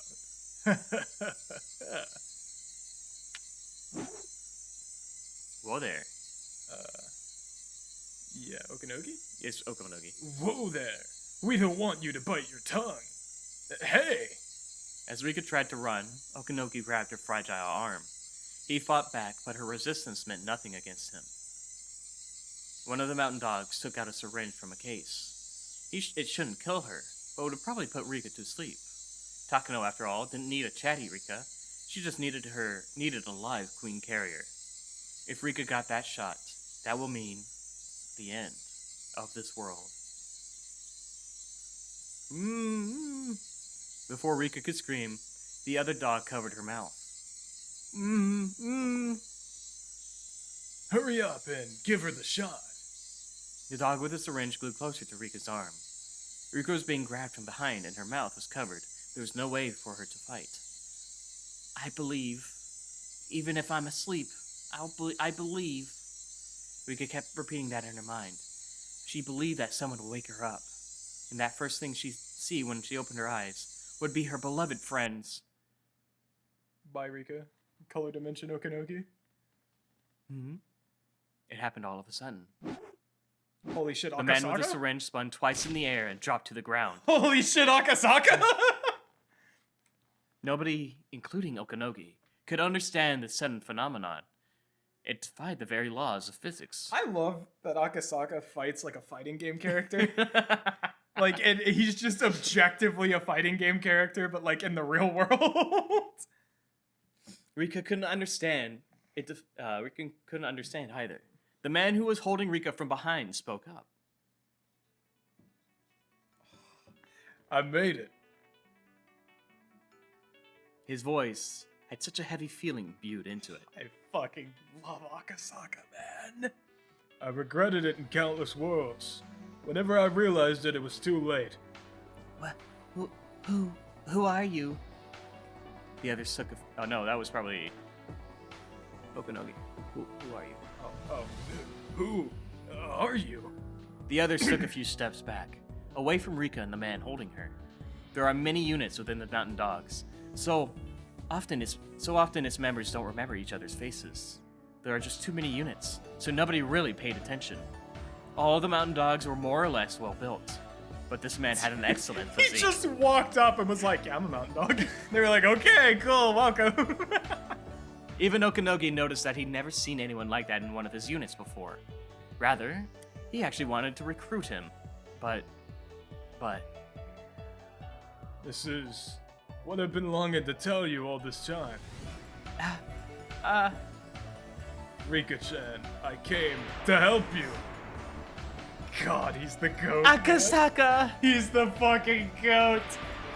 Damn you! The hands that were holding Rika left her shoulders. They were left ever so gently.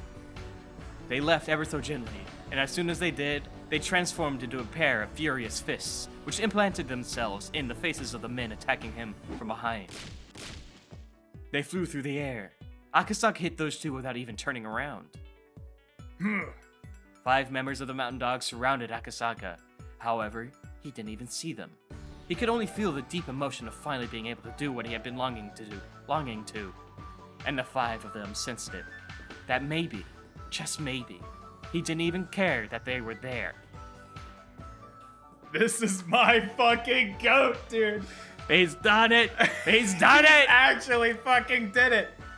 What are you doing just standing there? Get him! On Okanogi's signal, the 5 Mountain Dogs bore down on Akasaka. Rika-chan, stay low. Okay. Yo! It's gotta stop breaking it! Oh, is this Manga Gamer's fault? What is happening? I think it's Manga Gamer's fault, yeah. Rika dropped to the ground, and Akasaka was left standing. Akasaka, who came back to keep a promise and he made with a girl 5 years ago. But his promise was worth more than 5 years. Rika knew that. Akasaka probably understood it too. The promise went back 100 years. For 100 years, he regretted not being able to save her from the conspiracy. He believed that one day there would be a miracle, and he could travel back to this day. That was why he continued to train himself. His strong will and Rika's wish made that miracle happen. That one and only miracle allowed Akasaka to be here on Hinamizawa in June 1983. Dude, that shit's crazy. Akasaka with the century-long fuck, I need to actually go back and do this, like, willpower. Holy shit. There he fucking is, bro! Look at him, man! He's so cool! What does the other sprite look like? There is no, or do I have to do that first? Yeah. Okay. It's alright. This is my goat. The first one went down in the time it took Okanogi to blink. Lowering himself to grapple Akasaka proved fatal. He wasn't so soft as to let such perfect openings go by. Akasaka's head smashed into the back of the man's head. His blow was powerful enough to smash the pillar of ice or shatter a mountain of tiles. As it happened, Akasaka was holding back a little, so his target wasn't too injured. Akasaka goes all out from the very first shot. That's why he needs only one shot. He is unrelenting! Oh, Ryukyushi. Akasaka's well-trained fists continued to knock down the mountain dogs. One member for every time Okanogi blinked. One hit per opponent was all Akasaka needed. This was the true essence of karate! Akasaka's colleagues praised and feared his power. His power is like armor-piercing ammunition! Weapons were useless against him. No matter how hard his victims tried to protect himself, it meant nothing to Akasaka. But he was too strong for the mountain dogs to even understand that. It was as if he was a giant they had to crane their necks up to see. Akasaka didn't even give them the time to think. Someone from the mountain dogs must have called for backup. About a dozen more members had arrived. Hey, don't worry, Rika-chan. As long as I'm here, I won't let him touch you. Me, Star. I'll draw some pictures while I wait then. As Rika stayed low to the ground, she picked up a stick and started to carve into the dirt. That made Okanogi even angrier, but he calmed himself down. Then, the warrior's intuition resting in Okanogi's blood came to a realization. Numbers didn't matter. Even the full force of the mountain dogs wouldn't be able to defeat this monster. All the combat units were still down in the basement. There's no way they could take him.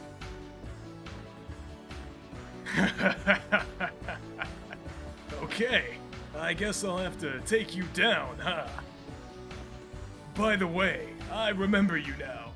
Your face brings back memories. Boy, you've sure grown, huh? You. It can't be. You don't recognize me. It sure has been a while, huh? You've grown a hell of a lot. Good to see you again. It had been 5 years. This was the man Akasaka fought when he was investigating the kidnapping of the minister's grandson. Akasaka had still been inexperienced then. I was ordered to go easy on you, so I held back. But I won't hold back today. And that fat guy won't come help you either. Still, you sure have improved a lot in these past 5 years, huh? I'm happy. I've been hoping for something like this for 5 long years. The rest of you, stay out of this. He's mine. Okanogi took off all of his equipment and threw it to the ground. He loosened one button and then positioned himself. Actual fucking Yakuza boss encounter? Seeing that, Akasaka realized he was somewhat capable and narrowed his eyes in vigilance. Okanogi took that as an insult. That Akasaka only thought he was somewhat capable. His behavior was telling Okanogi that he viewed him on the same level as all the other small fry. Akasaka moved to take up his stance and avoid getting Rika involved. Akasaka hadn't even moved one bit until just then. Okanogi could easily see that Akasaka was extremely strong. But at the same time, he thought it would be fairly simple to take him down. Karate may be a martial art, but nowadays it was just a sport. The army combat Okanogi trained in was completely different. Obviously, Akasaka had studied a lot, but it was all just child's play. All he learned were routine moves and forms. Besides, karate moves were fairly straightforward. Okanogi was confident he could fight any karate pro and win. Okanogi started leaning into his toes and using his meticulous footwork. In contrast, Akasaka still hadn't moved from his back stance. Akasaka was acting as if Okanogi's footwork was some simple trick, which infuriated Okanogi. Okanogi moved fiercely and nimbly, in a manner completely different from how Akasaka was moving earlier. Akasaka remained calm, but Okanogi saw it differently. He can't react to my movements, so he's prepared to take damage in order to deal more. Whoa! Akasaka couldn't defend himself from Okanogi's quick jab, and it connected with his face. But as a quick but light attack, its purpose was to distract Akasaka and create an opening for Okanogi. Okanogi that knew that Akasaka would use his arms to guard his face instinctively. Okanogi's real purpose was to attack his abdomen, which would then be unguarded. Of course, Akasaka didn't have enough time to guard himself. It took more than just one good kinetic vision to prevent this attack. Only Okanogi, who trained for many years, had perfected the speed of that technique. Normal people would struggle helplessly while vomiting if they experienced Okanogi's kick. They could even rupture internal organs. So it was pretty amazing that Akasaka was still on his feet.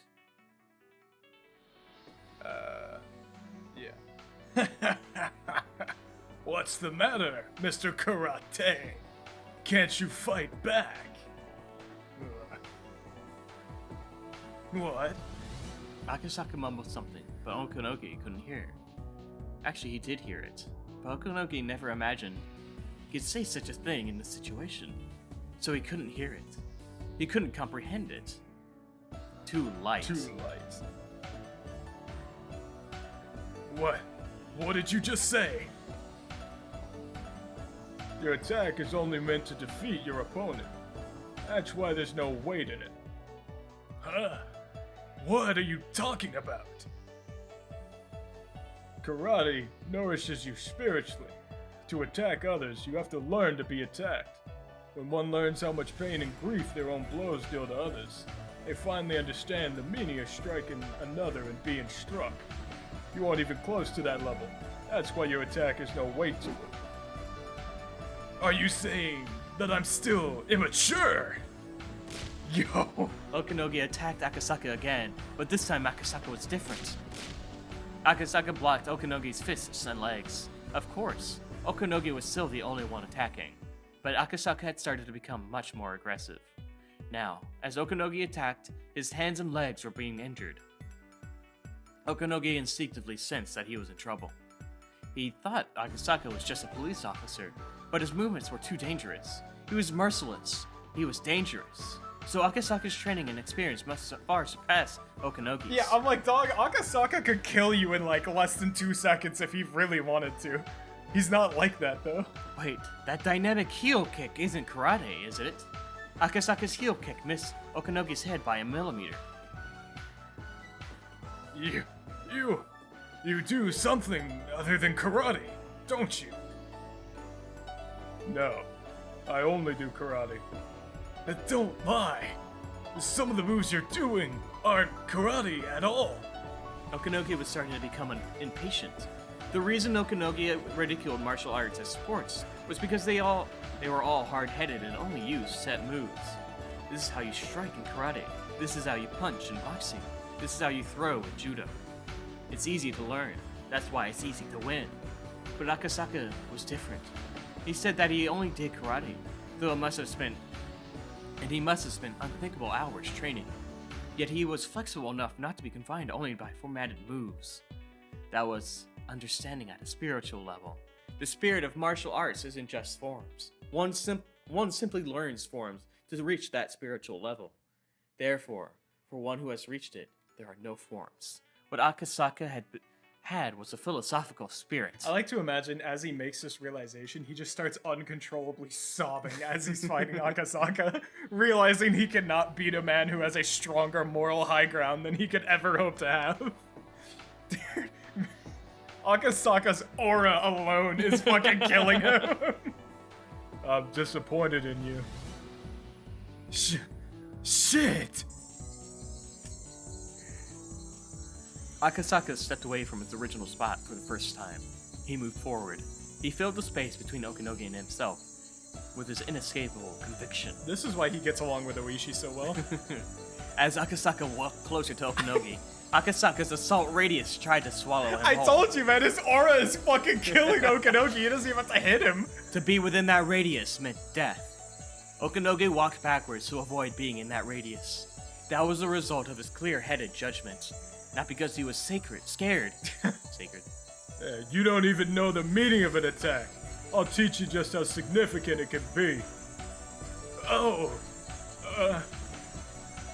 As Okanogi moved backwards, his back hit the van he came in earlier. He's so fucked. He was cornered. Having your back to a wall didn't mean you were at a disadvantage, but the more it would press against that wall, the further a disadvantage it became. If Okanogi let Akasaka come any closer, Okanogi wouldn't even be able to take a combat stance. Okanogi decided it immediately. The last chance he had was the moment before Akasaka took his next step. Akasaka's foot left the ground. He was taking another step. Now! Go to hell! No tricks, no feints. Okanogi lowered himself and attacked with everything he had. The attack was powerful enough to break Akasaka's ribcage and rupture his heart.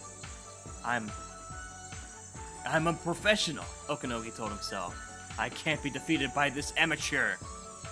I am Okanogi of the Mountain Dogs. Good for you. How much did you get paid, huh? At that moment, Akasaka's eyes opened wide. Whoa! Jesus. All the Mountain Dogs heard a noise. It wasn't the color noise of dimension. people fighting. It's a color dimension. It was the noise of a traffic accident. Okanogi's blow missed by a slight amount, and Akasaka's fist struck inches away from Okanogi's face. There was a dent in the sliding door of the van. The windows on both sides had shattered, and it looked like the van was in an accident. Akasaka missed on purpose. Was it even possible for a human fist to do this? Time resumed its flow, and Okanogi knelt down, falling to the ground. Akasaka didn't miss on purpose. Akasaka couldn't control his fist because he put everything into one blow. Okanogi should thank Akasaka. If Akasaka had been able to control his attack better, Okanogi's face would have ended up like the van. However, it didn't hit Okanogi's face, it shattered his spirit. Good job, Akasaka. Bachi, bachi, bachi, bachi. Rika applauded. But in this situation, it didn't sound like applause. It almost sounded like Akasaka's fighting spirit was popping like firecrackers. Akasaka pulled back his fist, turned around calmly, and then spoke. Who's next? I don't want to waste time, so why didn't you all come at me at once? Ah! They knew. Everyone knew that there was no way to defeat Akasaka with their bare hands. They realized they needed weapons. They also needed more people. There should be a better equipped unit in the basement. All of a sudden, things began to move quickly. The remaining Mountain Dogs emerged from the basement. You are not permitted to fire on the surface. I repeat, do not fire on the surface. Go ahead. Phoenix 1, give us permission to collect R and retreat immediately. But the Mountain Dogs who had just witnessed Akasaka battle against Okanogi realized it was time for them to run. They didn't even care about Rika. Who would even think about taking Rika away from him after seeing what Akasaka was capable of doing? That's what I'm talking about, man. I'm like, you watch a man punch a car so hard it looks like it went into a head-on collision with a cement fucking truck. Yeah, I'm leaving. Fuck everything else. Fuck the rules. Fuck the orders. Fucking kill me later. I don't care. When Okanogi regained his awareness, he jumped onto the van with the Mountain Dogs as it drove away. Since Okanogi took off his intercom device to fight with Akasaka, he had no idea what had transpired in the basement. After the Mountain Dogs broke their promise with Rika, they were supposed to round up the remaining club members. But when Akasaka showed up, the dogs had to be divided into ground force and basement force, which have altered the situation. Kasai had gone on a counterattack, and the other club members somehow climbed up from the well and helped him. Since the Mountain Dogs weren't allowed to fire on the surface, they realized it would make the situation worse if Kasai fired his guns once he came up after them. Okanogi was unreachable, so Nightingale 1 had ordered the retreat in his place. Who would bear the responsibility for this? It was probably Okanogi's fault for taking off his intercom device to fight against Akasaka, as he's basically abandoned his job as a commander. But everything happened in the first place because Akasaka showed up, so maybe it was his triumph, rather than Okanogi's blunder. Either way, everything was miraculous. Miraculous. But the Mountain Dogs hadn't ran with their tails between their legs. They had simply retreated for the moment. When they returned, they would have enough men with enough arms ready to kill all who stand in their way. Enough men with enough arms. And that would happen very soon. Everyone in the Mountain Dog is one-armed. They're all amputees. There was no time to waste. Rika, I'm glad you're safe. Yeah, I am. Thanks for a miracle. Thanks No, to a miracle. It wasn't a miracle. We worked together and one of us, Akasaka, came to help you. That's all. Ow, ow! Gorp, Moog. That's true. Something like this can't be called a miracle. Okay, now it's our turn to attack.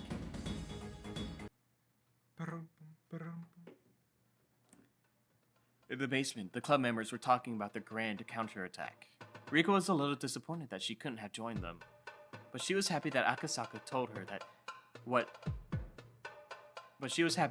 Akasaka told her what she had been waiting to hear. Jump scare. Rika told them how heroic he had been, and he got a little embarrassed. Kasai was doing alright, but Shion wasn't doing too well. Of course, it wasn't life-threatening, but she couldn't hear well in her left ear, possibly being so close to an explosion. To test her hearing, Mion went around to Shion's left side and whispered some dirty words. She seemed to be able to hear them fairly well. Man, Shion sucks. I'm talking about the real Shion this time. Of course, she might have been hearing them through her right ear though. Shion decided to lie down on a tatami mattress in the torture room while Irie kept an eye on her. Mion was very worried, but Shion told her that she was okay and forced her to go ahead with the next operation. Mion complained that Shion didn't understand her feelings. Now they would have to come up with an idea to rescue Tomitake from Flash. the clinic. They had Akasaka and Kasai on their side, both of whom were used to battle. Yeah, dude, I'm like, having both of them, it's over. It's so fucking over, dude. You put, like, John Super Cop with fucking John Super Yakuza, it's fucking over. It's over. Also, they had Irie, who knew about the secret basement of the clinic. I like how everything is solved in the club by having 2 adults. They would have to get moving quickly, but they had to at least have a plan. It was almost 10:30 a.m. Because of what they had gone through, they were exhausted, and it felt like it was almost evening. But if they were at school, it would be only the second or third period. They had to pull themselves together. They had to regain their fighting spirit. Irie checked Shion's ear with a penlight. I'm not a specialist, but your eardrum may have been damaged. Do you have a headache or feel dizzy at all? No, I'll be just fine. Irie wet his handkerchief and wiped Shion's face gently.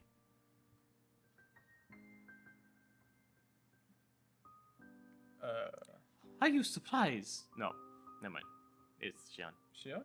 Are you surprised that the manager of the Hinamizawa Fighters was at a gunfight, I mean?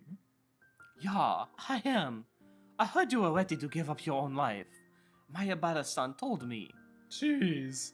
Things like that sound cool in the moment, but when you survive, they're pretty embarrassing. Oh, man. If something happens to you and I live, my sister will never forgive me for that. I don't have my loved one anymore, but sis does. Oh, Satoshi, man. Rip the goat. I don't mean to tease you, but you're talking about Satoshi-kun, aren't you? Well, I don't know. Who knows where he could be? I don't even know if he's alive or dead. He's alive. Bullshit! Actual Nah. Satoshi is dead. You know when the last time we saw him was, right? Yeah, the last time we saw him was... Okay, hold on. The last time we saw him was when he did kill his aunt. That got confirmed. Mm-hmm. And then fucking Irie got a hold of him. And then it's implied that he gets killed to be experimented on, but then people report that he's over in Tokyo. Correct? Where does it imply that he got killed? I mean, I implied that. I implied he got killed. You assumed that? Yeah, I assumed he got killed because Based on- Takano exists. Like, Mm-hmm. I'm fucking cook, idiot. Shion's thoughts stopped in their tracks when Irie answered immediately. Oh! Because Irie picked him up in his car, didn't he? Mm-hmm. So last time we saw him Yeah, he was... brought him to the clinic. Yeah. So the last time we saw him was when Irie was with him, right? Mm-hmm. Okay. Satoshi Hojo-kun is alive. He developed terminal symptoms due to excessive stress last year. Mion and the other club members had already told Shion about the current situation, so she kind of understood what he meant. I thought I could treat him with the same drug I'd used on Satoko-chan, but Satoko-chan was one of the very few and lucky cases. Satoshi-kun's treatment has been very difficult. It's still going on. Is he just still at the fucking clinic? Satoshi-kun, he is still alive? I'm sorry for not telling you this until now. Satoshi-kun is in the basement of the clinic. Shion and Irie returned from the torture room. Shion looked very serious, as if she gained a determination to fight. Are you telling me we could have me and the fucking boys back at the end of this timeline? I mean, we could have the band back together at the end of this timeline. All I'm saying. I don't know. All I'm saying, we could have the fucking band back together, baby. Keiichi and the others were just talking about how the enemy found where they were. Shion answered immediately. Do you think there might be some kind of device on Dr. Irie's clothes? Not his personal clothes, but something the clinic provides. Do you mean my coat? Excuse me, let me check. Shion checked Irie over like an inspector at an airport. Then she found a little button on the backside of his collar. It was a little round button. There was no reason why a button like this would be on the back of a collar. This is probably it. This is how they found us without following the car. Damn it! But as long as we have this button, it's possible for us to create a diversion, right? A decoy unit with this button can lure the enemy away while the clinic is short on staff. We can attack. A decoy unit with this button can lure the enemy away, and while the clinic is short on staff, we can attack and rescue Tomitake-san. Flash. I think that's the best way. No, in that case, the decoy unit should bring our foes into my hills. Yeah, that area will be perfect. It's pretty vast, so the enemy will have to bring lots of men, rendering the clinic practically empty.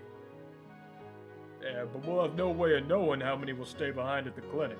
Mr. Tomitake Flash is there, so they'll probably leave an appropriate number of men to guard them.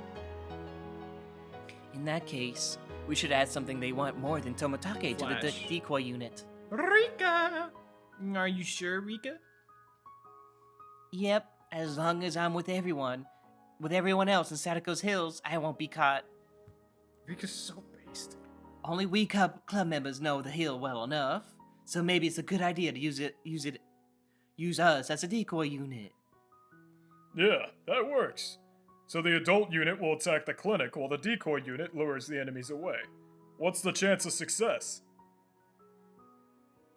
As long as Akasaka-san pretends not to see anything. I heard you're a policeman. Kasai spoke while loading his shotgun. Dude, Kasai's so real for that. Dude, it's Akasaka, man. Yeah, I'm off duty now. Akasaka replied while checking an automatic pistol.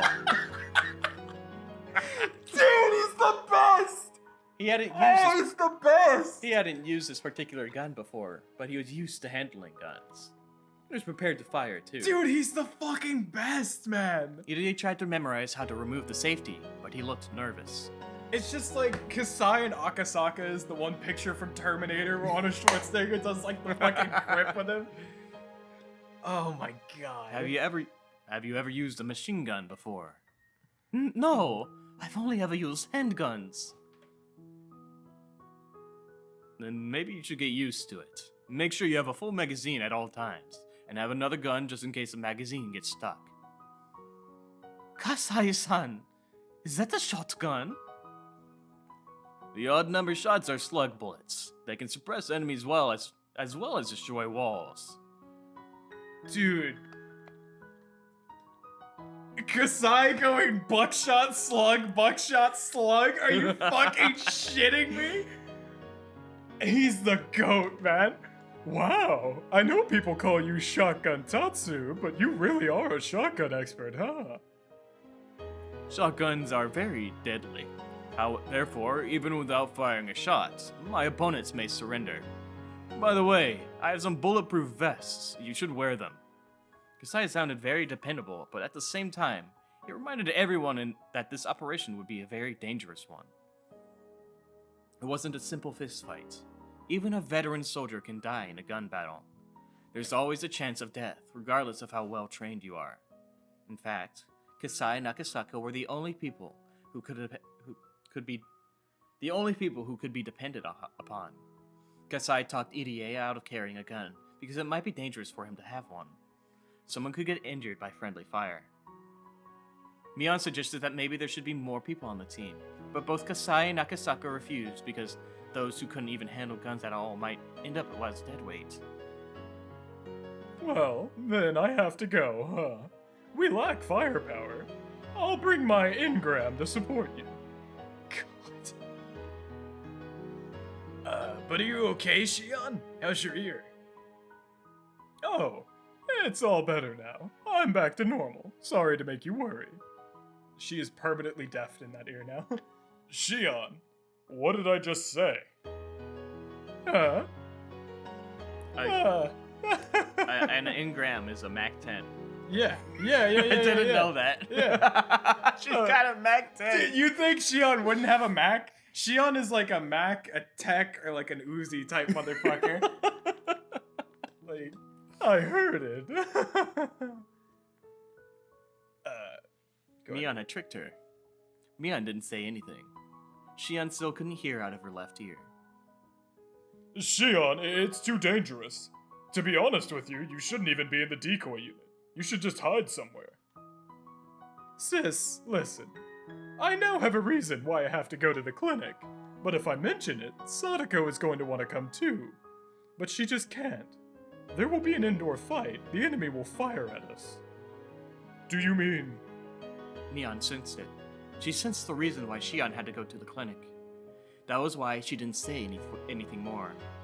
If she was in Shion's position, she would go even if neither of her ears could hear. Yeah, flashbangs will fuck you up, man. It's too dangerous, Shion-san. Please think it over. Sadako, Shion will join the rescue unit.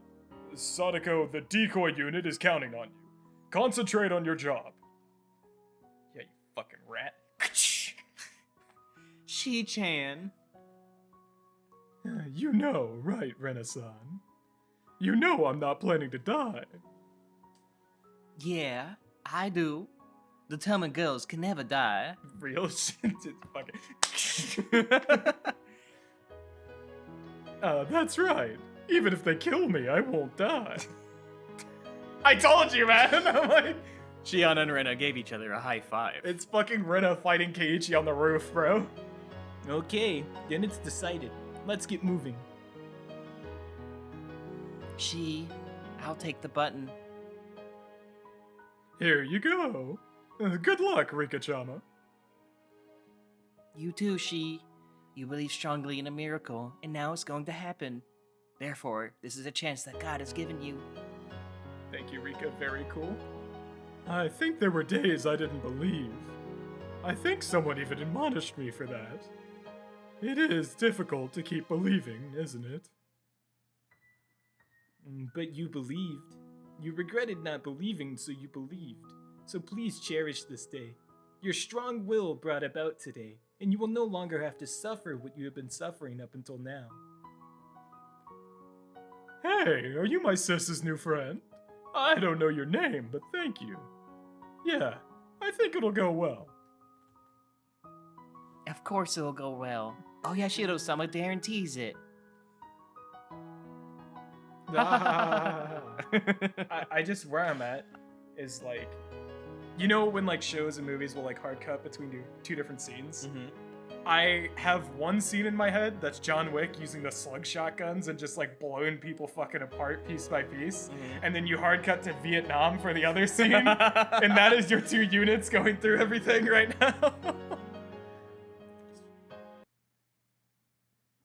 This is truly a bugs versus robots scenario. Very true. Helldivers moment. Helldivers. All right, hold moment. on. I think this might be I our think spot. this is probably a very good stopping point. We rescued everyone. We just stopped. This is the stopping point. Yeah, this is our stopping point. All right. We'll be back We'll be back. to fucking have Kasai shoot someone in the head, I guess. Woo!